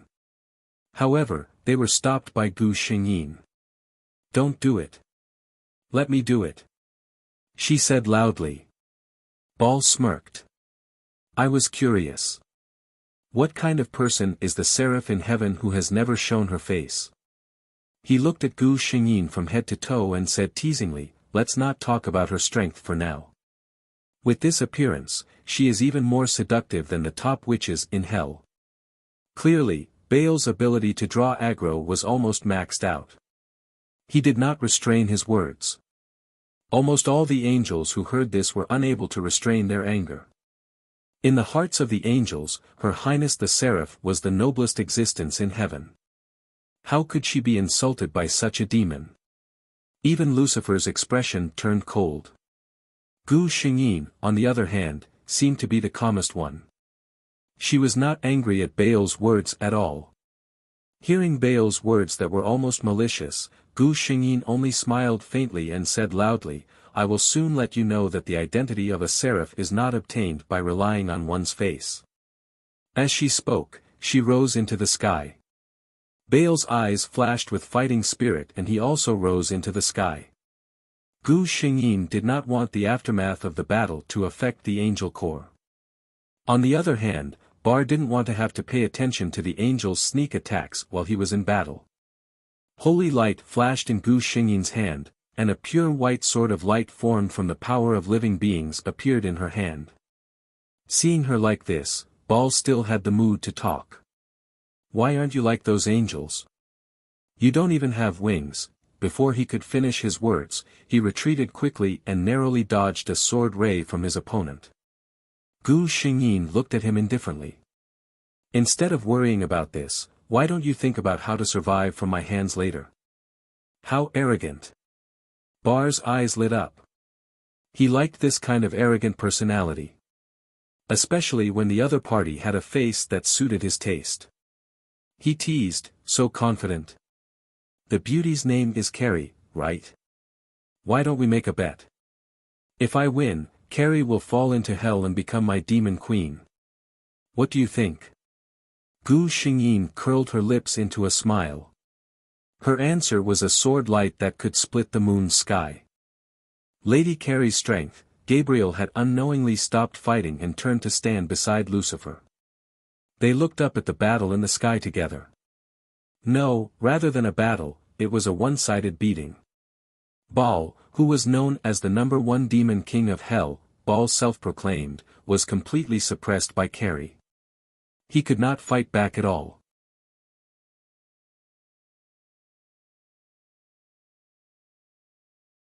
Chapter 1838. Furthermore, the angels could clearly see that Carrie had not used her full strength at all. Lucifer smiled. I really didn't expect this. Even I want to spar with Carrie. Gabriel looked at the yearning expression on Lucifer's face and her heart tightened. She recalled His Highness Lucifer's terrifying strength, then looked at Her Highness Carrie's current display of strength. Gabriel felt that if the two of them really wanted to spar, they must not do it in her moon sky. The moon sky would not be able to withstand it. Gabriel and Lucifer chatted for a while and then saw that Gu Xingyin in the air seemed to be a little impatient. In fact, she was. Gu Xingyin felt that she had beaten enough people up. She shook her hand and raised it again. Bar was shocked to find that the sword light opposite him was at least a few levels stronger than the previous attack in terms of speed and power. An unprecedented sense of danger came over him and Bar quickly retreated. However, it was too late.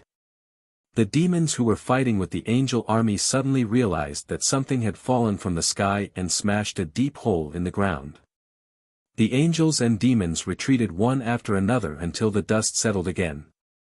When they saw clearly what was in the deep hole, there was a sudden commotion on the demon's side. Who else could it be other than their Lord Bar?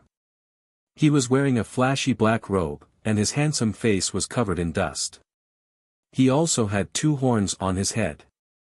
There was a bone-deep wound that started from Bar's left shoulder and went straight down to his right waist.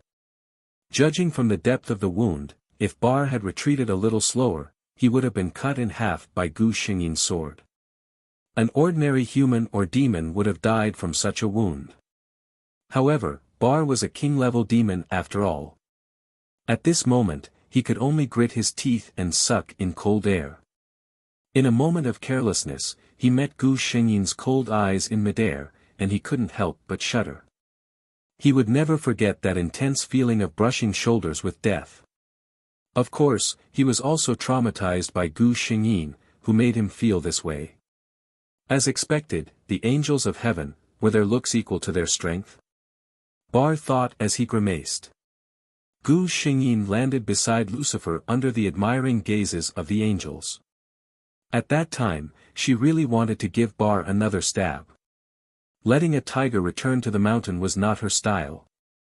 But just as she was about to make a move, a huge binding force came from the void, restricting her movements. It was during this opening that Bar managed to escape with his life. That strange power seemed to have only been there to stop her from killing Bar. After confirming that she no longer wanted to kill him, it withdrew. What did that mean? Gu Xingyin was a little confused. Logically speaking, in this world, the only ones who could have such power to imprison him could only be the gods. But just now, Gu Xingyin was sure that God didn't do anything.